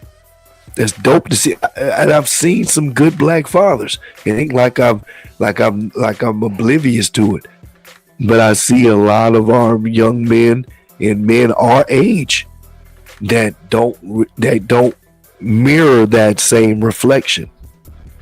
So, for that reason, men, especially our black men, let's step up to the plate. Let's put down a lot of these biases. Let's put down a lot of these stereotypes. Let's pick up what it takes to become solid fathers. And in my humble opinion, I am the father I am today, not because of me, not because of what I know, but it's because who I know. And I know that Jesus Christ has made me the better man. And I pray that whatever it makes other men to be better, I pray that you find that, and I pray that we come together and be able to take back. We take back our households. We take back our manhood. We take back the idea that we don't need even though that nothing against Prince. I don't want my son dressing like Prince. And I sure don't want them looking like Saucy Santana. I sure don't want them thinking that they need to be a rapper. I sure don't want them to think that they have to be a sports player or a celebrity just to have their own self-worth. So let's do that, and I believe that we'll create a better community for our brown-skinned people alike. And unless there's something else you got there, big dog. No, you covered it, big bro. Covered it, bro. And I think we're gonna put a fork into it and call it done. This has been another, like DJ Khaled say, another one. It's been another Hollywood Red show with my partners, and they done tapped out, but it's all good. I got my brother from another, Big Frank Nitt. I love you, brother, and I salute you, and I appreciate what you bring to the table. And I know that everybody else listening, they take it in too, brother. Need people that standing on what they say, not just talking, but standing on it. And you do that, brother. So I salute you, my G. Already, bro.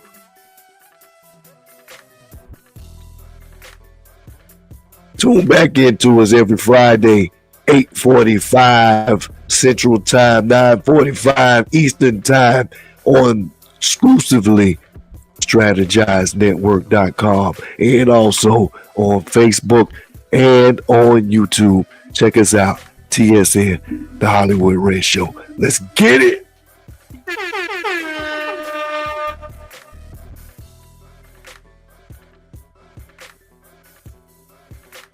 You're tuned in to the one and only, the Strategize Network, TSN.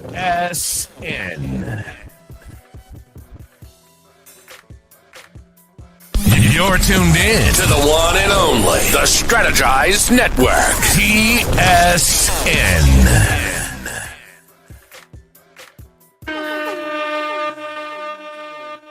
Strategizing today.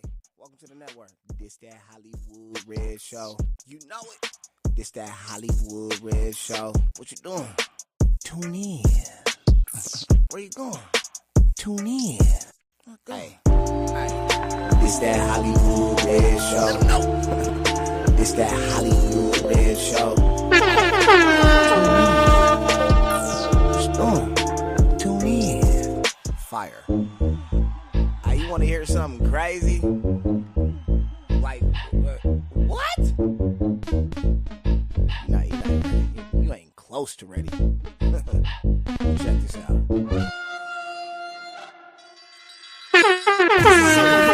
So next time, this is a Hollywood Red Show on TSN, the Strategize Network. We're out of here. Right now.